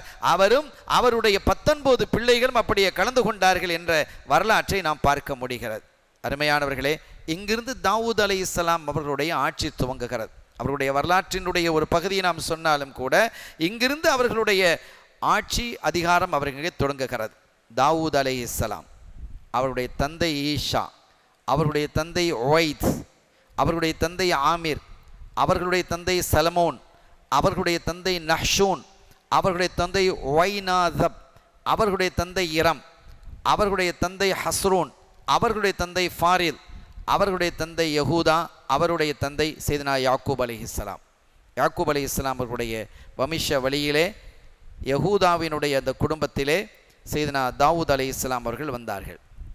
அவங்கள பற்றி பல இடங்கள் அல்லாஹ் குறிப்பிட்டு காட்டுகிறான். வலகத் ஆத்தைனா தாவூத மின்னா ஃபத்லா யா ஜிபாலு அவ்விபி மஅஹு வத்தைர் வஅலன்னா லஹுல் ஹதீத் அன்இமல் சாபிகாத்தின் வகத்திர் ஃபிஸ் ஸர்தி வஅமலு ஸாலிஹா. தாவூத் அலைஹிஸ்ஸலாம் அவர்களுக்கு தனிச்சிறப்பை நாம் வழங்கியிருந்தோம். மலைகளே, பறவைகளே, நீங்கள் எல்லாம் தாவூத் அலைஹிஸ்ஸலாம் அவர்களோடு இணைந்து என்னை துதி செய்யுங்கள், என்னை திக்ர் செய்யுங்கள். மலைகளும் திக்ர் செய்யுது, பறவைகளும் திக்ர் செய்யுது, அல்லாஹ்வை துதி பாடுகிறது என்று அல்லாஹ் குர்ஆனில் சொல்கிறான். யா ஜிபால், மலைகளே என்று அல்லாஹ் அழைக்கிறான். அவ்விபி மஅஹு வத்தைர், தாவூத் அலைஹிஸ்ஸலாம் அவர்களோடு இணைந்து நீங்கள் திக்ர் செய்யுங்கள், என்னை துதி பாடுங்கள், என்னை வாழ்த்துங்கள், என்னை போற்றுங்கள். வஅலன்னா லஹுல் ஹதீத், தாவூத் அலைஹிஸ்ஸலாம் அவர்களுக்கு இரும்பை உருக்கக்கூடிய ஆற்றலை கொடுத்திருந்தோம். அவங்க இரும்பு எஃகு ஆலை வச்சுருந்தாங்க. அதை எப்படி உருக்குனாங்கிறதுல பல விதமான கருத்துக்கள் இருக்குது. அதை உருக்கிறதுக்கு உண்டான கருவிகளை வச்சுருந்தாங்கன்னோ, அவங்க ஜபூர், உங்களுக்கு வேதம் கொடுக்கப்பட்டது, அந்த ஜபூரை அவர்கள் ஓத ஆரம்பித்தாலே அந்த இரும்பு உருகிடும். அதற்கு சான்றுகள் நிறைய இருக்கிறது, ஹதீதுகளிலும் சான்றுகள் இருக்கிறது. அவர்களுடைய இனிமையான ஓசை, இப்படி ஒரு இனிமையான ஓசை யாருக்கும் கொடுக்கப்படலை. அவ்வளவு அழகு, அவ்வளவு இனிமை. அவங்க ஓத ஆரம்பித்தா, ஜபூரை ஓத ஆரம்பிப்பார்களே ஆனால் ஜின்கள் வந்து அணிவகுத்து நிற்கும், பறவைகளும் வன விலங்குகளும் அப்படியே முன்னால் வந்து அப்படி சுஜூதில் விழுந்துடும், அப்படியே வந்து நின்று கேட்டுக்கிட்டே இருக்குமா. அவ்வளோ இனிமை அல்லாஹ் கொடுத்திருந்தான். இதே இனிமை கண்மணி நாயகம் ஸல்லல்லாஹு அலைஹி வஸல்லம் உடைய சஹாபிகளில் அபூ மூஸல் அஷ்அரி ரலியல்லாஹு தஆலா அன்ஹு அவர்களுக்கு இருந்தது. ஸல்லல்லாஹு அலைஹி வஸல்லம் சொன்னாங்க, மிஸ்மார் தாவூத், தாவூதினுடைய அந்த இன்னிசை அபூ மூஸா உங்களுக்கு தரப்பட்டிருக்குதுன்னு சொன்னாங்க. அவ்வளோ அருமையாக ஓதுவாங்க. அபூ மூஸல் அஷ்அரி ரலியல்லாஹு தஆலா அவர்களுக்கு அவ்வளோ இனிமையான குரல் இருந்தது. சங்கையான பெருமக்களே, தாவூத் அலைஹிஸ்ஸலாம் அப்படி ஒரு இனிமை, பறவைகளெல்லாம் வந்து நிற்கும். வரலாற்றில் ஒரு குறிப்பில் எழுதுகிறாங்க, சில சமயம் அந்த ஜபூரை கேட்டு கேட்டு கேட்டு கடைசியில் அப்படியே இறந்து போன பறவைகள் உண்டு. பசியிலே வாடி போனது, பசியோ தாகமோ எதுவும் அதுக்கு தெரியறதில்லை, அதிலேயே வாடி தங்களுடைய வாழ்க்கையை முடித்து கொண்ட பறவைகள், வன விலங்குகள் உண்டு. ஜின்கள் எல்லாம் அணிவகுத்து நிற்பர். இதையெல்லாம் விட ஆச்சரியம் என்ன தெரியுமா? ஒரு நதி பக்கத்திலே இருந்து அவர்கள் தங்களுடைய இனிமையான குரல் எடுத்து ஓதுவார்களேயானால் அந்த நதியினுடைய ஓட்டம் அப்படியே நின்றுவிடும், உறைந்து விடும் அவைகளெல்லாம். இதில் இன்னொரு புதுசாக இப்போ ஒரு சயின்டிஃபிக்காக ஒரு செய்தியை சொல்கிறாங்க. ஆனால் எனக்கு அது எந்த அளவுக்கு சரியானது, நான் கேள்வி பத்திரிகையில் படித்தது தான். இந்த பசுக்கள் இருக்கிறது இல்லையா, பசுக்கள், இந்த பசுமாடுகளுக்கு முன்பாக இனிமையான குரல் எடுத்து பாடினால், பசுக்களுக்கு முன்பாக இனிமையான குரல் எடுத்து பாடினால் பசுக்கள் அதிகம் பால் கறக்கின்றன அப்படின்னு ஒரு தகவலை நான் படித்தேன். இது எந்த அளவுக்கு சரியானதா அல்லது கூட குறை இருக்காங்கிறது எனக்கு தெரியல. ஆனால் இப்படி ஒரு தகவல் இருக்கிறது. பசுக்களுக்கு முன்னால் இனிமையான குரல் எடுத்து பாடினால் அதிகமான பால் கறக்கிறது. வளமையாக ஒரு 3 லிட்டர் பால் கறந்துச்சுன்னா அன்றைக்கி 4 லிட்டரோ 3.5 லிட்டரோ அது கறக்கும், ஒரு 1/2 லிட்டராவது கூடும். அப்படிங்கிற மாதிரி அந்த கருத்து அது சொல்லி காட்டுகிறது. அந்த கருத்து உண்மையாக இருப்பதற்கு இந்த செய்தி வலிமைப்படுத்துகிறது, இது உறுதுணையாக அமைகிறது. தாவூத் அலைஹிஸ்ஸலாம் அவர்கள் ஓத ஆரம்பித்தார்களே ஆனால் வன விலங்குகள் எல்லாம் வந்து கேட்கும் என்ற வலிமையான சரித்திர சான்று இருக்கிறது. ஜின்கள் அணிவகுத்து நிற்பர் என்று சான்றுகள் இருக்கிறது. பறவைகள் அணிவகுத்து அப்படியே நின்று இறந்து போன செய்திகளும் இருக்கிறது. ஓடும் நீரும் கூட அப்படியே ஆடாமல் அசையாமல் நின்று விட்ட செய்திகளையும் வரலாற்றிலே வலிமையாக நாம் பார்க்க முடிகிறது.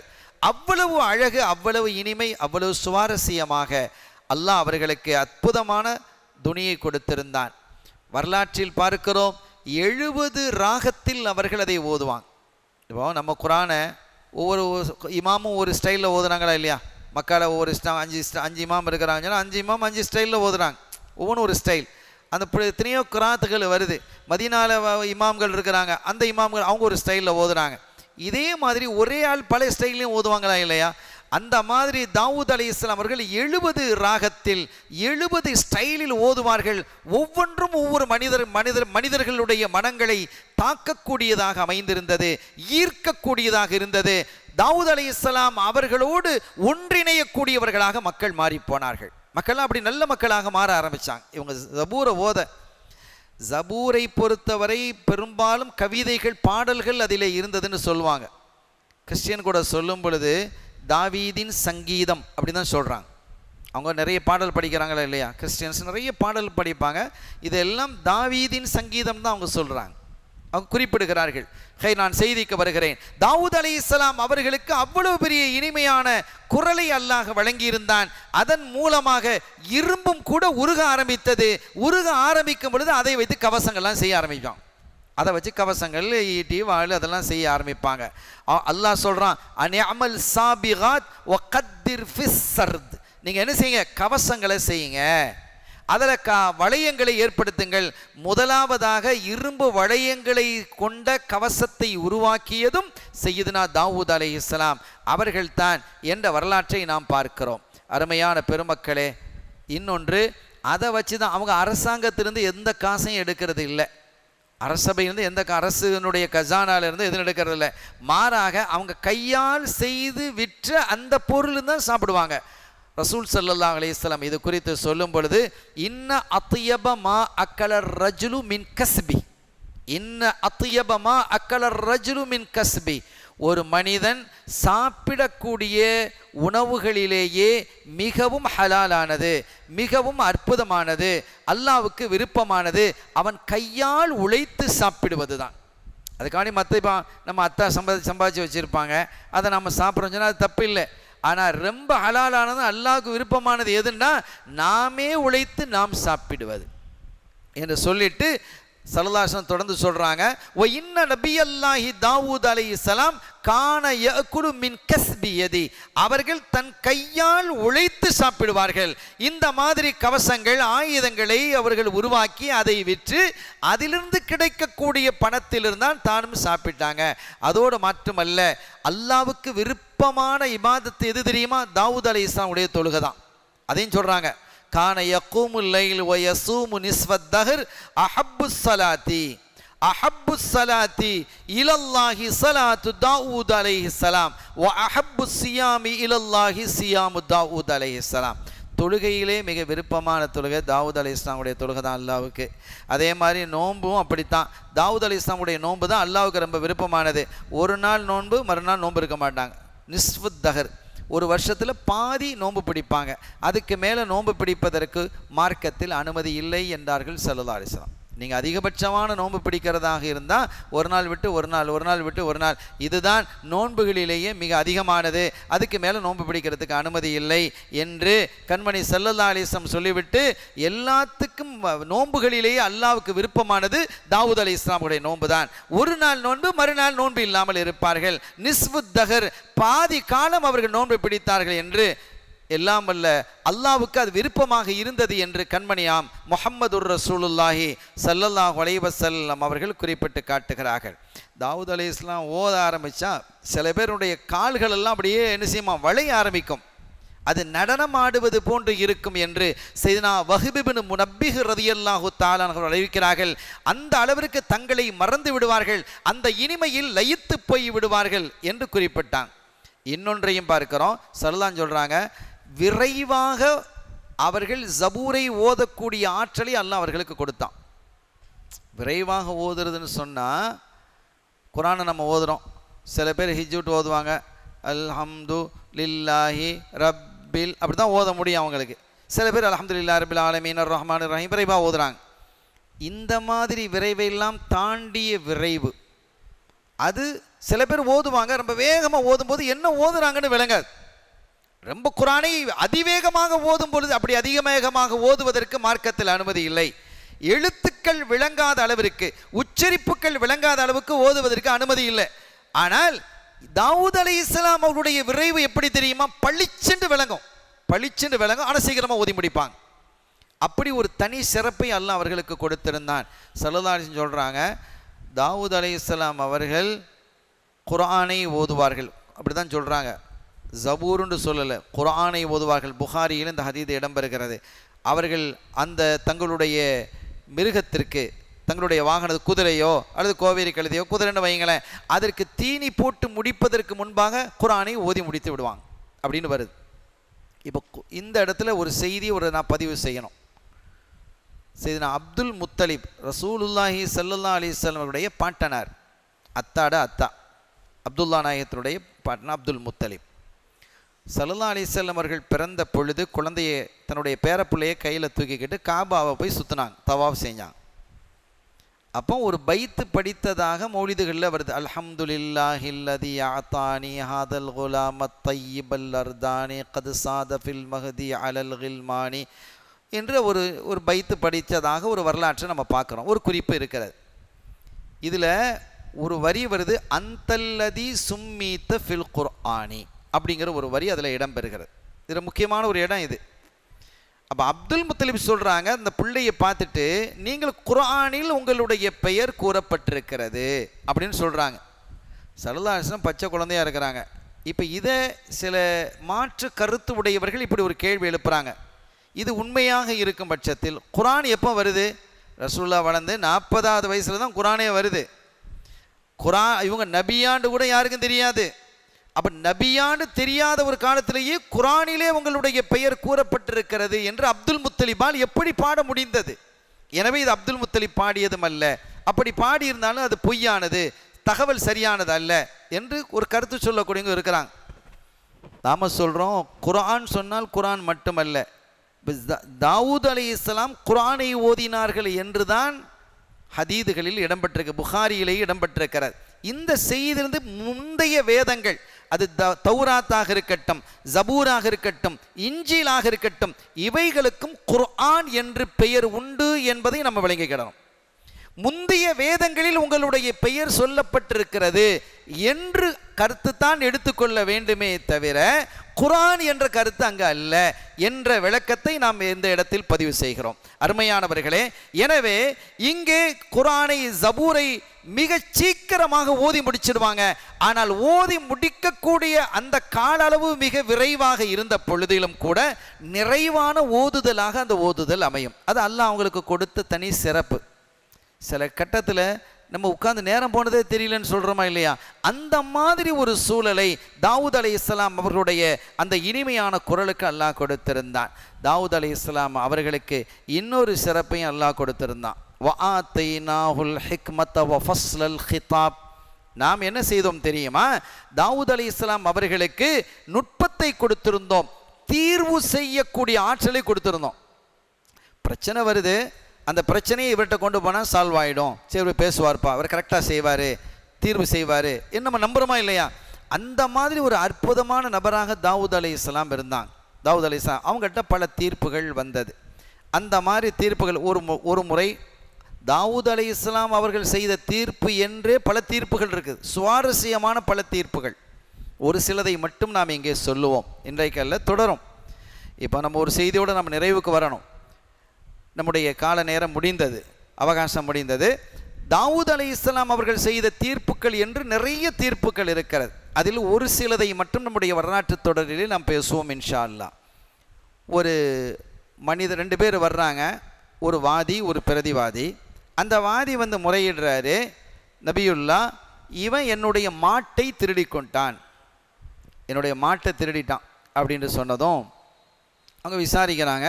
விசாரணை, அவன் திருட இல்லை, அப்படி இப்படின்னு நடக்குது. சரி, நாளைக்கு நான் இந்த தீர்ப்பை சொல்கிறேன் அப்படின்னு சொல்லி அனுப்பிட்டாங்க. அன்று இரவு அல்லாஹ் வகை அறிவிக்கிறான், இந்த மாட்டை திருடிவிட்டான் என்று அடுத்தவன் மீது பழி சுமத்தினானே வாதி, அந்த வாதியை நீங்கள் கொன்று விடுங்கள் அப்படின்னு தீர்ப்பு செய்கிறான். அல்லாஹ் கொடுக்குறான் தீர்ப்பு. கொல்லக்கூடிய ஒரு தீர்ப்பு அல்ல இது. மாட்டை திருடுனா அதுக்குண்டான பரிகாரம் என்னன்னு இருக்கு, அவங்களுடைய மார்க்கத்தில் இருக்கு, ஷரியத்தில் இருக்கு. ஆனால் கொல்ல அல்லாஹ் சொல்கிறான், அவனை வாதியை நீங்கள் கொன்று விடுங்கள். அடுத்த நாள் வந்ததும் 2 பேர் இருக்கிறாங்க, இந்தாப்பாங்க வா, நீ உன் விஷயத்தில் நீ என்ன சொல்கிற? ஏன்னா அல்லாஹ் உன்னை கொல்லுமாறு எனக்கு உத்தரவு தந்துட்டான், நான் உன்னை கொல்ல போகிறேன். ரப்பு உத்தரவு தந்ததற்கு பிறகு நான் மீற மாட்டேன், உன்னை கொல்ல. உண்மையில் என்ன நடந்ததுங்கிறத சொல், என்ன சொல்ல வருகிறான் என்பதை சொல். அப்போ அந்த மனிதன் சொன்னான், நபியுல்லா, நான் சொல்கிறது உண்மை, என் மாட்டை அவன் திருடனாங்கிறது உண்மைதான். ஆனால் அவனுடைய தந்தை ஒரு முறை கொல்லப்பட்டார், அவனுடைய தந்தை கொல்லப்பட்டுட்டார், கொலை செய்யப்பட்டார். இது வரைக்கும் யார் கொலை செஞ்சாங்கிறது யாருக்கும் தெரியாது. அதை கொலை செஞ்சது நான் தான், அவரை கொலை செஞ்சது நான் தான், அந்த கொலைகாரன் நான் தான். அதுக்கு கொலைக்கு கொலை, பழிக்கு பழிங்கிறது அந்த ஷரியத்தில் இருந்தது. நம்முடைய ஷரியத்தில் பழிக்கு பழி வாங்கலாம், நஷ்டஈடு வாங்கலாம், மன்னிக்கலாம் என்று பலவிதமாக இருக்கு. அங்க பழிக்கு பழி மாத்திரம்தான். எனவே இதுவரை கண்டுபிடிக்கல, அல்லாஹ் வெளியாக்கிட்டான். எனவே அதனால தான் கொலை செய்யறது. அல்லாஹ் அந்த அடிப்படையில் ஒரு கொலை செய்யப்பட்டார்கள். அவனுடைய மாட்டை வாங்கி இவனுடைய உறவுக்கு கொடுக்கப்பட்டது. இதற்கு பிறகு தாவூத் அலைஹிஸ்ஸலாம் அவர்களினுடைய சிறப்பு மக்கள் மத்தியிலே வளர ஆரம்பித்தது, இன்னும் பெருசாயிடுச்சு. இன்னொரு சிறப்பை அல்லாஹ் கொடுத்திருந்தான்.